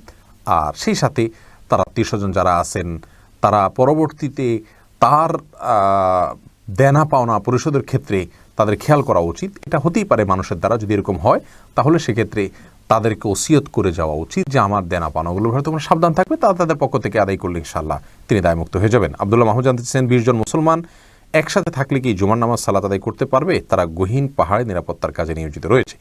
গহীন পাহাড়ে যদি নিরাপত্তার কাজে নিয়োজিত থাকেন তাহলে সেখানে তাদের জন্য জুমা ফরজ নয়, বরং সেখানে তারা জোহরের সালাত আদায় করে নিলে ইনশাআল্লাহ বিইذনিল্লাহ তাদের দায় আদায় হয়ে যাবে, তাদেরকে আলাদা জুমার জন্য কষ্ট করতে হবে না। এরপরে শাকিলা আক্তার জানতে চেয়েছেন, আমার স্বামী আমাকে ডিভোর্স করেছে, বাট আমি সই করিনি, তাহলে কি এই ডিভোর্স হবে? হ্যাঁ বোন শাকিলা, ডিভোর্সে আপনি প্রাপ্তি স্বীকার না করলেও, আপনি সিগনেচার না করলেও ডিভোর্স হয়ে যেতে পারে। তবে তিনি কি বলেছেন, কি লিখেছেন, কিভাবে করেছেন সেটার উপরে ভ্যারি করবে আপনার ডিভোর্সের পরিণতিটা, অর্থাৎ এটার চূড়ান্ত বিধিবিধান সেটা দেখে আমরা বলতে পারি। তবে হ্যাঁ, ডিভোর্সের জন্য আপনার সিগনেচারের কোনো প্রয়োজন নেই। এমনি সাইদ শফিক জানতে চেয়েছেন, আমি বিজ্ঞানের একজন ছাত্র, আমাদেরকে অনেক সময় ছবি আঁকতে হয়, এতে কি আমার গুনাহ হবে? যদি নিরুপায় হয়, আপনার পড়াশোনার প্রয়োজনে আপনাকে আঁকতেই হয়, তাহলে ইনশাআল্লাহ এটা গুনাহের কারণ হবে না, যেহেতু এটি প্রয়োজন রয়েছে। ওম্মে হাবিবা জানতে চান, হাত ঢাকা কি ফরজ? পর্দার ক্ষেত্রে হাতের কবজির অংশটুকু ঢাকা, কবজি থেকে অতিরিক্ত অংশটুকু ঢাকা ফরজ নয়, তবে ঢাকাটা হলো তাকওয়ার দাবি, উচিত, উত্তম এবং নিরাপদ হলো এগুলোকে ঢেকে রাখা, যেহেতু আমরা ফিতনার সময় পার করছি এবং মানুষ অন্যরকম বাজে চিন্তা এবং কল্পনা করে থাকে। এরপরে মোহাম্মদ সবুজ আলী আপনি জানতে চেয়েছেন, নাকে নাকফুল ও চুরি পরা লাগে কিনা? দেখুন, এটা কোনো জরুরি কোনো বিষয় না, যার মনে চায় সে পড়বে, যার মনে চায় পড়বে না। নাকফুল না পড়লে স্বামী মারা যায়, স্বামীর ক্ষতি হয়, এগুলো সবগুলো মন গড়া কথাবার্তা আমাদের সমাজের, কোরআন হাদিসে কোথাও কিছু বলা হয়নি। এমনি রুবেল জানতেছেন, আমরা যে নামাজ পড়ি, নামাজের নিয়তটা কোন জায়গায় বাধা থাকে? কোন জায়গায় বাধা থাকে? দেখুন, নামাজের নিয়ত তো হলো মনের ইচ্ছা, এখানে কোনো জায়গায় বাধার বিষয় না। আপনি হাত বাঁধার কথা হয়তো বলতে চেয়েছেন, নিয়ত বাঁধা বলতে আল্লাহ আকবার হলে আপনি হাত বাঁধবেন, হাত কোথায় বাঁধবেন এটা নিয়ে অনেকগুলো মতামত রয়েছে। তবে কোনোটাই খুব বেশি শক্তিশালী, কোনোটা দলিলের দিক থেকে শক্তিশালী, আপনার সনদের দিক থেকে শক্তিশালী, তবে স্পষ্ট কোনো কিছু বোঝায় না। আবার কোনোটা সনদের দিক থেকে দুর্বল, যার কারণে বুকে, নাভির নিচে বা দুইটা মাঝামাঝি যে কোনো জায়গায় বাঁধলে আপনার সালাত আদায় হয়ে যাবে, এটা নিয়ে পেরেশান থাকার কোনো কারণ নেই। এরপরে শান্ত ফকির আপনি ইউটিউবে প্রশ্ন করেছেন, কেউ ওয়াইফাইয়ের পাসওয়ার্ড টাকার মাধ্যমে নিয়ে গুনার কাজ করলে তাহলে কি আমারও গুনাহ হবে? আপনি যদি জানেন সে আপনার পাসওয়ার্ড নিয়ে সে ওয়াইফাইয়ের পাসওয়ার্ড নিয়ে সে গুনাহ করবে, আপনি যদি জানেন, তাহলে তাকে এটা দেওয়া জায়েজ নেই, কারণ সেক্ষেত্রে আপনি তাকে অন্যায় কাজে সহায়তা করলেন, ওনার কাছে সহায়তা করলে সেটাও গুনাহের কাজ। আর যদি আপনি জানেন না সে কী করে না করে, সে নিজে থেকে গুনাহের কাজ করেছে, তাহলে এর জন্য আপনার কোনো দায় থাকবে না ইনশাআল্লাহ বিদিনিল্লাহ। শামীম হোসেন সরকার আপনি ইউটিউবে প্রশ্ন করেছেন, পৃথিবীর বাইরে যদি কোনো মুসলমান মহাকাশচারী যায়, তাহলে তার নামাজ পড়ার বিধান কি? দেখুন, তিনি যেখানে আছেন, যদি সেখানে সূর্য উদয় অস্তয় তিনি না দেখেন, তাহলে অনুমান করে তিনি যত সময়ের ব্যবধান করে ফজর থেকে নিয়ে এশা পর্যন্ত সালাত আদায় করতেন, সেরকম সময়ের ব্যবধানে অনুমান করে তিনি সালাত আদায় করবেন। কিয়ামতের আগে এরকম পরিবেশ তৈরি হবে যে রাত অনেক দীর্ঘ হবে, তখন কীভাবে মানুষ সালাত আদায় করবে? নবী সাল্লাল্লাহু আলাইহি ওয়াসাল্লাম সে সম্পর্কে এই পরামর্শ দিয়েছেন। একই কথা প্রযোজ্য হবে মহাকাশচারী মুসলিমের ক্ষেত্রে। এমনি রমজান আপনি ইউটিউবে প্রশ্ন করেছেন, আমি বিমান বাহিনীতে আছি, আমাদের ইউনিফর্মের প্যান্ট টাকুনের নিচ পর্যন্ত পড়া বাধ্যতামূলক, এক্ষেত্রে আমার করণীয় কি? এটি যদি আপনার জন্য বাধ্যতামূলক হয়, তাহলে তো এটা আপনার জন্য ছাড় রয়েছে, কিন্তু এ ধরনের চাকুরি করার আগে ভাবা উচিত। আজ ঈমান নিয়ে আল্লাহ তাআলার বিধিবিধান সহ চলা অনেক কঠিন হয়ে গেছে, যে কোনো জায়গায় যাই আমাদের জন্য পৃথিবীটা সংকীর্ণ হয়ে আসছে। আর এটি হলো রাসূল আকরাম সাল্লাল্লাহু আলাইহি ওয়াসাল্লামের ভবিষ্যৎবাণী। তিনি বলেছেন, দুনিয়া ইমানদারের জন্য জেলখানার মতো হয়ে যাবে, এখানে মন মতো চলতে পারবেন না, যেদিকে যাবেন বাধা, এগুলোকে উপেক্ষা করে চলতে হবে। যদি আপনার জন্য বিকল্প কোনো পথ খোলা না থাকে, বাধ্য হয়ে আপনাকে এটা করতে হয়, ইনশাআল্লাহ আল্লাহ তাআলার কাছে আপনি পাকড়াও হবেন না এবং এর কারণে আপনার কোনো গুনাহ হবে না। দেখতে পাচ্ছি জেনিয়া সুলতানা জেনি বোন আপনি জানতে চেয়েছেন, বড়দিন উপলক্ষে আমার খ্রিস্টান ফ্রেন্ড কোনো চকলেট দিলে সেটা খাওয়া যাবে কি না? দেখুন, বিধর্মীদের কোনো ধর্মীয় উৎসব উপলক্ষে কোনো খাবার দিলে সেটি আমরা খেতে পারবো কিনা, এ বিষয়ে আমাদের একটি ভিডিও রয়েছে, আর সে ভিডিওটি আমাদের এই পেজে এবং চ্যানেলে আপনি পাবেন ইনশাআল্লাহ। সে ভিডিওতে আপনি বিস্তারিত তথ্য পাবেন। শুধুমাত্র আপনার প্রশ্নের প্রেক্ষিতে এটুকু বলে রাখি, এটি সম্পূর্ণরূপে জায়েজ রয়েছে। বিধর্মীদের, অন্য ধর্মের মানুষদের ধর্মীয় উৎসবকে কোনো খাবার দিলে সেটা আপনি খেতে পারেন, যদি সেটি মৌলিকভাবে কোনো হারাম খাবার না হয়। যেমন হিন্দুদের কোনো উৎসব উপলক্ষে যদি তাদের জবেকৃত পশুর গোশত দেয়, তাহলে সেটা আপনি খেতে পারবেন না। তবে ইহুদি খ্রিস্টানদের দেওয়া জবাকৃত পশুর গোশত আপনি খেতে পারবেন, আর ফলমূল বা চকলেট ইত্যাদি তো অবশ্যই খেতে পারবেন। আমাদের আয়েশা রাদিয়াল্লাহু তাআলা আনহা এবং আরও বহু সাহাবী থেকে আলী রাদিয়াল্লাহু তাআলা আনহুকে নাইরুজ উপলক্ষে অগ্নিপূজকরা হাদিয়া পাঠিয়েছিল, তিনি সেটা গ্রহণ করেছেন। আয়েশা রাদিয়াল্লাহু তাআলা আনহা সহ বহু সাহাবীদের থেকে বিষয়টি প্রমাণিত, বিস্তারিত আমাদের ভিডিওতে সকল এভিডেন্স তথ্য সহকারে আমরা উল্লেখ করছি, সেখানে আপনারা দেখতে পারেন। তবে এমন কিছু করা উচিত নয় যাতে তাদের কুফরি কর্মকে উইশ করা হয় বা সেটাকে উৎসাহ জানানো হয়। এরপরে জান্নাতুল মাওয়া বোন আপনি জানতে চেয়েছেন, যারা ভিসা অফিসে চাকরি করে তারা নির্ধারিত একটা বেতন পাওয়ার পরও যারা বিদেশে যায় তাদের কাছ থেকে টাকা নেয়। এই অতিরিক্ত টাকা নেওয়া কি তাদের জন্য জায়েজ হবে? দেখুন, এখানে বিষয়টা হলো যে ভিসার অফিসে যারা চাকরি করছেন তারা তাদের বেতন বা চাকরিতে কিভাবে নিয়োগ এর চুক্তি হয়েছে সে চুক্তি অনুযায়ী তারা পাবেন। চুক্তির বাইরে কোনো কিছু নেওয়া তাদের জন্য জায়েজ হবে না। আর শ্রমিক যারা বিদেশে যাচ্ছেন যাত্রী, তাদের কাছ থেকে অতিরিক্ত টাকাটা কিভাবে নিচ্ছেন সে বিষয়ে বিস্তারিত জানতে হবে, তারপরে সে বিষয়ে মন্তব্য করা যাবে সেটি হালাল হবে নাকি হারাম হবে। সামিয়া তৃষা, আপনি জানতে চেয়েছেন কারো পোস্টে লাভ রিয়েক্ট দেওয়া জায়েজ আছে কিনা। দেওয়া যেতে পারে, কোনো অসুবিধা নেই। এরপরে লতিফা লাইজু, আপনি জানতে চেয়েছেন কোনো ব্যক্তি বেঁচে থাকতেই কি সে তার নিজের দাফন কাফনের ব্যবস্থা করে রাখতে পারে, যেমন কাফনের কাপড়, কবরস্থানের জায়গা কিনে রাখা। খুবই গুরুত্বপূর্ণ একটি প্রশ্ন করেছেন বোন। এটা হতে পারে, এটাতে কোনো মন্দ দিক নেই।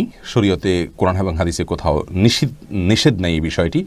আমাদের মধ্যে অনেকেই এমন করেন যে কাফনের কাপড় হিসাবে তিনি নিজে কিনে রাখলেন অথবা এহরামের কাপড়টাকে কাফনের কাপড় হিসাবে ইউজ করলেন। এটা করার বিশেষ কোনো ফজিলত নাই, এটা করলে যে বিশেষ কোনো উপকার হবে এমনও না। তবে কেউ চাইলে করে রাখতে পারেন। আর তার কবরের জায়গা তিনি কিনে রাখতে পারেন, কিন্তু তার মৃত্যু কোথায় হবে নিজেও জানেন না। যদি এমন হয় ওই জায়গায় দাফন করার জন্য তাকে অনেক দূর থেকে আনতে হয়, তাহলে সেটি কিন্তু প্রশংসনীয় হবে না। অতএব সে বিষয়টা আমাদের মাথায় রাখা উচিত। এরপরে রাবেয়া খান, আপনি জানতে চেয়েছেন যদি একই সূরা ভুল করে পরপর 2 রাকাতে পড়ার পর মনে পড়ে, সেক্ষেত্রে নামাজ কি শুদ্ধ হবে? তা না হলে করণীয় কি? একই সূরা ভুল করে পরপর 2 রাকাতে পড়লে কোনো অসুবিধা নেই, নামাজ হয়ে যাবে। শাকিল নজরুল, আপনি জানতে চেয়েছেন আমার এক মুসলিম বোন বিধর্মীর বাসায়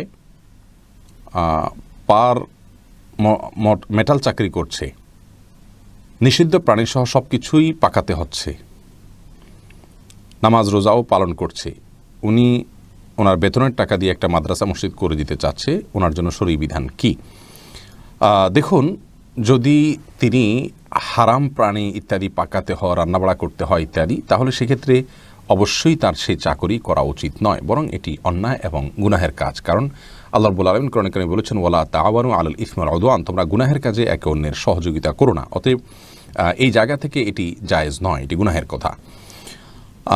তবে তার যে উপার্জন, সেই উপার্জনটা হারাম। সেই উপার্জন দিয়ে তিনি তার মধ্যে যদি হালাল উপার্জনও যদি থাকে, মিশ্র উপার্জন থাকে, তাহলে সেটা তিনি কোনো মসজিদ মাদ্রাসা করতেই পারেন। এরপরে আইমান ইয়ামিন, আপনি জানতে চেয়েছেন আমার বয়স 14, স্কুল ছাত্র। আমার বাবা এক রেস্টুরেন্টে দায়িত্ব আছেন আলহামদুলিল্লাহ, কিন্তু আমার এক বড় ভাই 20-21 বছরের, নামাজ কালাম পড়ে না। যারা খেলায় বাজি ধরে তাদের সাথে ঘরে টাকা ইনকাম করে। আমার মা নামাজ কালাম পড়ে, ভাইকে কিছু বললে সে শোনে না, গালাগালির সীমা নাই। তার টাকা অনেক সময় আমাদের সংসার চলে, তার টাকা কি আমাদের জন্য খাওয়া ঠিক হচ্ছে? যদি কেউ হারাম উপার্জন করেন এবং সেই হারাম উপার্জনের টাকা আপনাকে খাওয়ান, তো আপনার জন্য বিকল্প কোনো উপায় থাকলে সে টাকা আপনার জন্য ভক্ষণ করা জায়েজ নাই। আর যদি আপনি ছোট হন, তিনি আপনার গার্ডিয়ান হয়, আপনার জন্য বিকল্প কোনো পথ নাই, তাহলে বাধ্য হয়ে যতদিন পর্যন্ত আপনি নিজের পায়ে না দাঁড়াচ্ছেন ততদিন পর্যন্ত সেটি খেতে পারবেন। এমডি জিয়া জানতেছেন গালি দিলে অজু ভাঙবে কিনা। না, গালি দিলে অজু ভাঙবে না, তবে অজু ভাঙা তো গুনাহের কথা না, কিন্তু গালি দিলে একটা গুনাহ হবে, বড় ধরনের গুনাহ, কবিরা গুনাহ হবে, যার কারণে গালি দেওয়া হারাম। আবু তাহের, আপনি জানতে চেয়েছেন ঠোঁটের নিচে আর থুতনির উপর দাড়ির মতো লোমগুলো কি দাড়ির হুকুমে পড়ে, সেগুলো কাটা বা ছাঁটা যাবে কি না? ঠোঁটের নিচে যে দাড়িগুলো আছে এগুলো বেশিরভাগগুলো আমাদের মতেই দাড়ির বিধানে পড়ে, এগুলো কাটা ছাঁটা যাবে না, এগুলো রাখতে হবে। আর থুতনির নিচের যেগুলো, সেগুলো যদি গলার দিকে হয় তাহলে সেটা ছাঁচা কাটা যাবে, কিন্তু এই থুতনির এরিয়াতে যদি হয় তাহলে সেটা চাঁচা যাবে না। আফসানা মিম, আপনি জানতে চেয়েছেন আমি কলেজে পড়ি, আমি আগে কোরআন পড়তে পারতাম না, আলহামদুলিল্লাহ এখন আমি 11 পাড়ায় পড়ছি, কিন্তু আমি একজন ছেলে হুজুরের কাছে কোরআন পড়তেছি, আমি পর্দা করেই তার কাছে কোরআন পড়ি। আমাকে একজন বলেছে মেয়েদের নাকি কণ্ঠেরও পর্দা আছে। এখন আমার প্রশ্ন, আমি কি ছেলে হুজুরের কাছে কোরআন শিখতে পারবো? বোন আফসানা মিম, কোরআন পড়ার জন্য আপনি অবশ্যই আল্লাহ তাআলার কাছে আজর পাবেন, খুব ভালো একটা কাজ আপনি করছেন। তবে পর্দা বিধান আপনার মেনে করা উচিত, সেটি ছেলে উস্তাজের কাছে আপনার পড়া উচিত নয়। যদি আপনি পর্দা ছাড়া সরাসরি তার সামনে বসে পড়েন, আপনাকে তিনি দেখতে পান, আপনার চেহারা তিনি দেখতে পান, আপনাকে দেখতে পান, তাহলে সেক্ষেত্রে তো সরাসরি গুনাহ। আর একাকী যদি পড়েন সেক্ষেত্রে আরেকটি গুনাহ, কারণ লা ইয়াখলুয়ান্না রাজুলুন বিইমরাআতিন, হাদিসে আসছে একজন পুরুষ একজন নারী যেন একাকী নির্জনে কোথাও না থাকে। অতএব নির্জনে আপনি তার সঙ্গে যদি থাকেন একাকী, তাহলে সেটা আরেকটা গুনাহের কাজ। আর যদি অন্য লোকজন থাকে তাহলে তো এই গুনাহ থাকছে না, কিন্তু পর্দার বিধানটি ঠিকই থেকে যাচ্ছে। এই জন্য এটা করা উচিত নয়। অনেক মহিলা টিচার আছে, তাদেরকে আপনি খুঁজে বের করুন, একটু কঠিন হলেও অসম্ভব নয়, পাওয়া যাবে। আর যদি সেটা আপনার জন্য দুষ্প্রাপ্য হয়, অনলাইনে পাবেন, সেটাও যদি আপনার জন্য কঠিন হয়, তাহলে সেক্ষেত্রে আপনি এইভাবে পর্দার বিধান লঙ্ঘন করে কোরআন শেখা উচিত নয়। কোরআন তেলাওয়াত করার সময় আমাদের কণ্ঠকে নরম করতে হয়, সুন্দর করতে হয়। নবী সাল্লাল্লাহু আলাইহি ওয়াসাল্লাম হাদিস রয়েছে এই প্রসঙ্গে। অথচ মেয়েদেরকে বলা হয়েছে পুরুষের সাথে কথা বলতে কণ্ঠ যেন নরম করে কথা না বলে। তাহলে মানে আপনি যদি কোরআন শিখতে যান, তাহলে হয় কোরআনের তেলাওয়াতের মধ্যে কণ্ঠকে আপনি কর্কশ করতে হবে, যেটা আপনার উচিত নয়, অথবা ওই লোকের সামনে আপনি নরম সুরে কোরআন তেলাওয়াত করতে হবে, যাও নিষিদ্ধ। আল্লাহ কোরআনে বলেছেন ফালা তাখনান আল কওল, কথা বললে মেয়েরা যেন কোমল কণ্ঠে কথা না বলে। যার কারণে আপনি অবশ্যই মেয়ে টিচারের কাছে পড়া উচিত। ইসমাত জাহান মুক্তা আপনি জানতে চেয়েছেন, সৎ মায়ের বাবা ভাই কি মাহরাম হবেন? সৎ মা তিনিও আপনার মা, অতএব তার যে সমস্ত নিকটের আত্মীয় রয়েছেন তারা আপনার আত্মীয় হিসেবে বিবেচিত হবেন। এমডি জুয়েল, তবে ভাই, মায়ের ভাই বা বাবা তারা আপনার মাহরাম হবেন কিনা, বিশেষ করে মেয়েদের জন্য এবং ছেলেদের জন্য একই কথা প্রযোজ্য, হবেন কিনা এটা একটু চিন্তা সাপেক্ষ বিষয়। আমরা এটার জন্য আপনাদের সময় নেই, ইনশাআল্লাহ বিদিনিল্লাহ পরবর্তীতে বা লিঙ্কে আপনাকে আপনার রিপ্লাইতে আপনাকে আমরা উত্তর দেওয়ার চেষ্টা করবো ইনশাআল্লাহ। এমডি জুয়েল রানা জানতে চেয়েছেন, চেহারায় তিল আছে, রিমুভ সেন্টারে গিয়ে রিমুভ করতে চাই, জায়েজ আছে কিনা? চেহারা যদি তিল থাকে তাহলে সেক্ষেত্রে সেই তিল রিমুভ সেন্টারে গিয়ে রিমুভ করার ক্ষেত্রে শর্ত হলো এটি আপনার জন্য কোনো ক্ষতিকর কিনা, এতে ব্যাপক কোনো পরিবর্তন হয় কিনা। যদি এরকম কোনো কিছু না হয়, বিরক্তির কারণ হতে পারে বা দেখতে খুব অসুবিধা হতে পারে, আপনি এটা পরিবর্তন করতে পারেন, রিমুভ করতে পারেন, ইনশাআল্লাহ এর কারণে কোনো গুনাহ হবে না। তবে মৌলিকভাবে মানুষের সৌন্দর্য বৃদ্ধির জন্য আল্লাহর সৃষ্টিতে পরিবর্তন করা, যেমন অনেকে ব্রু প্লাক করে থাকেন, লোমগুলো তুলে থাকেন এবং এ জাতীয় পরিবর্তন করে থাকেন, যেটা নিছক তথাকথিত সৌন্দর্যের জন্য, তো এটা জায়েজ নাই। কিন্তু তিল এটা অনেক সময় বিরক্তির কারণ হয়, এটা অস্বাস্থ্যকর হয়, স্বাস্থ্যগত ক্ষতিকর দিক থাকে, এসব বিবেচনায় সার্বিকভাবে আপনি রিমুভ করতে পারবেন। তানিয়া আক্তার লুনা জানতে চেয়েছেন, এখন কিছু মহিলা ইউটিউবে ওয়াজ করছেন, এই ইউটিউবে মহিলার ওয়াজ শোনা জায়েজ আছে কিনা? বোন, মেয়েদের ওয়াজ মেয়েরা শুনতে পারবেন, অতএব যদি কেউ ইউটিউবে ওয়াজ করেন, আপনি একজন মেয়ে হিসাবে তার ওয়াজ শুনলে আপনার জন্য গুনাহ হবে না। কিন্তু ইউটিউবে এ ধরনের কিছু শোনা উচিত নয়, কারণ এটা শোনা মানে সেটাকে প্রচার করা। আপনি যখন এটা শুনবেন সেটা রিচ হবে, অন্যদের কাছে পৌঁছাবে, অথচ মেয়েদের কণ্ঠ, মেয়েদের আপনার কথা, এগুলো কোমলভাবে সুন্দরভাবে পুরুষের সামনে সাজিয়ে গুছিয়ে উপস্থাপন করতে নিষেধ রয়েছে কোরআনে। আর ওয়াজ যদি মেয়েরা করে তাহলে সে নিষেধাজ্ঞাটি লঙ্ঘন অবশ্যই হচ্ছে। অতএব মেয়েদের পর্দার ক্ষেত্রে খুব সাবধানতা অবলম্বন করতে হবে। নেক্সুরেতে ধোকা এটি, আজকাল অনেক ওয়াজ মাহফিলে মেয়েরা ওয়াজ করছেন, বলা হচ্ছে যে মেয়েরা অডিয়েন্স একমাত্র, কিন্তু মাইক দেওয়া হচ্ছে, আবার রেকর্ড করা হচ্ছে, তাহলে সেক্ষেত্রে আর মেয়েটা অডিয়েন্স থাকছে না, সেখানে মেয়ে পুরুষ, নারী পুরুষ সব সমান সমান হয়ে যাচ্ছে, যেটি কোনো অবস্থাতে জায়েজ নাই। এখানে তার ওয়াজ শুনে পুরুষ তার মনে বাজে চিন্তা করবে, জেনার পরিবেশ তৈরি হবে এবং মনে জল্পনা কল্পনা হবে, এ সমস্ত দ্বারকে ইসলাম বন্ধ করতে বলে, যার কারণে এগুলো জায়েজ নেই। মামুন আবদুল্লাহ জানতে চেয়েছেন, স্বামী ছাত্র বা বেকার অবস্থায় জন্ম নিয়ন্ত্রণ পদ্ধতি কতটুকু গ্রহণযোগ্য? স্বামী যদি ছাত্র বা বেকার, কি খাওয়াবেন এরকম চিন্তা করেন, তাহলে সেক্ষেত্রে জন্ম নিয়ন্ত্রণ করলে সেটি জায়েজ হবে না, এটা গুনাহ হবে।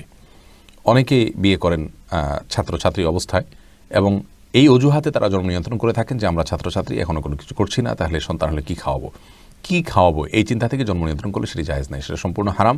আল্লাহ রাব্বুল আলামিন বলেছেন, লা তাকতুলু আওলাদাকুম খাশিয়াতা ইমলাক, তোমরা তোমাদের সন্তানদেরকে রিজিকের ভয়ে হত্যা করো না। ভ্রূণ হত্যা করা রিজিকের ভয়, এটা নিষিদ্ধ। অতএব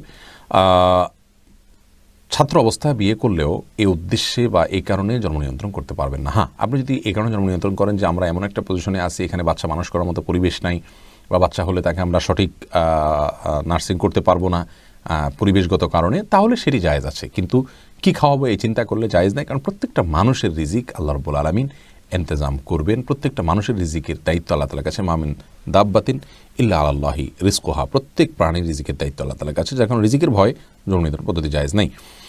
মিফতাহুল জান্নাত কৃপা আপনি জানতে চেয়েছেন, আজানের জবাব কি প্রতি বাক্যের সাথে সাথেই দিতে হবে, নাকি শুনে পরে একবারে দিলেও হবে? প্রত্যেক বাক্যের পরপর বলতে হবে, কারণ রাসূল করিম সাল্লাল্লাহু আলাইহি ওয়াসাল্লাম এ সম্পর্কিত যে হাদিস সহিহ মুসলিমে বর্ণিত হয়েছে সেখানে বলেছেন কৌলু মিসলামা ইয়াকুল মুআজ্জিন, মুআজ্জিন যা বলে তোমরা তা বলো আজানের জবাবে। এবং তিনি তার পদ্ধতিও বলে দিয়েছেন, ইদা ক্বালা আল্লাহু আকবার কুলু আল্লাহু আকবার। মুয়াজ্জিন যখন আল্লাহু আকবার বলবে তোমরাও আল্লাহু আকবার বলো। তাহলে এই হাদিস থেকে বোঝা গেল যে প্রত্যেক বাক্যের পরে পরে বলতে হবে। যখন মুয়াজ্জিন আশহাদু আল্লা ইলাহা ইল্লাল্লাহ বলে কুলু আশহাদু আল্লা, তোমরা আশহাদু আল্লা ইলাহা ইল্লাল্লাহ বলো। এই যে রাসূল আকরাম সাল্লাল্লাহু আলাইহি ওয়াসাল্লাম শিখিয়েছেন আজানের জবাব, সেখানে দেখা যাচ্ছে যে প্রতিটা বাক্যের পর পর। হ্যাঁ, যদি কেউ আজানের শেষের দিকে শুনেছেন তাহলে তিনি আগেরগুলা বলে তারপরে শেষ করবেন, অথবা শেষ হয়ে গেছে তাহলে সেক্ষেত্রে অনেক আলেমের মতে যদি মাত্রই শেষ হয়ে থাকে তিনি ওই বাক্যগুলো আবার একটু বলে ফেললেন, আশা করা যায় আজানের জবাব দেওয়ার সওয়াব তিনি লাভ করবেন। তবে সঠিক এবং মূল পদ্ধতি হলো সেটাই যে মুয়াজ্জিনের পরপর আপনি প্রতিটি বাক্যের জবাব দিবেন।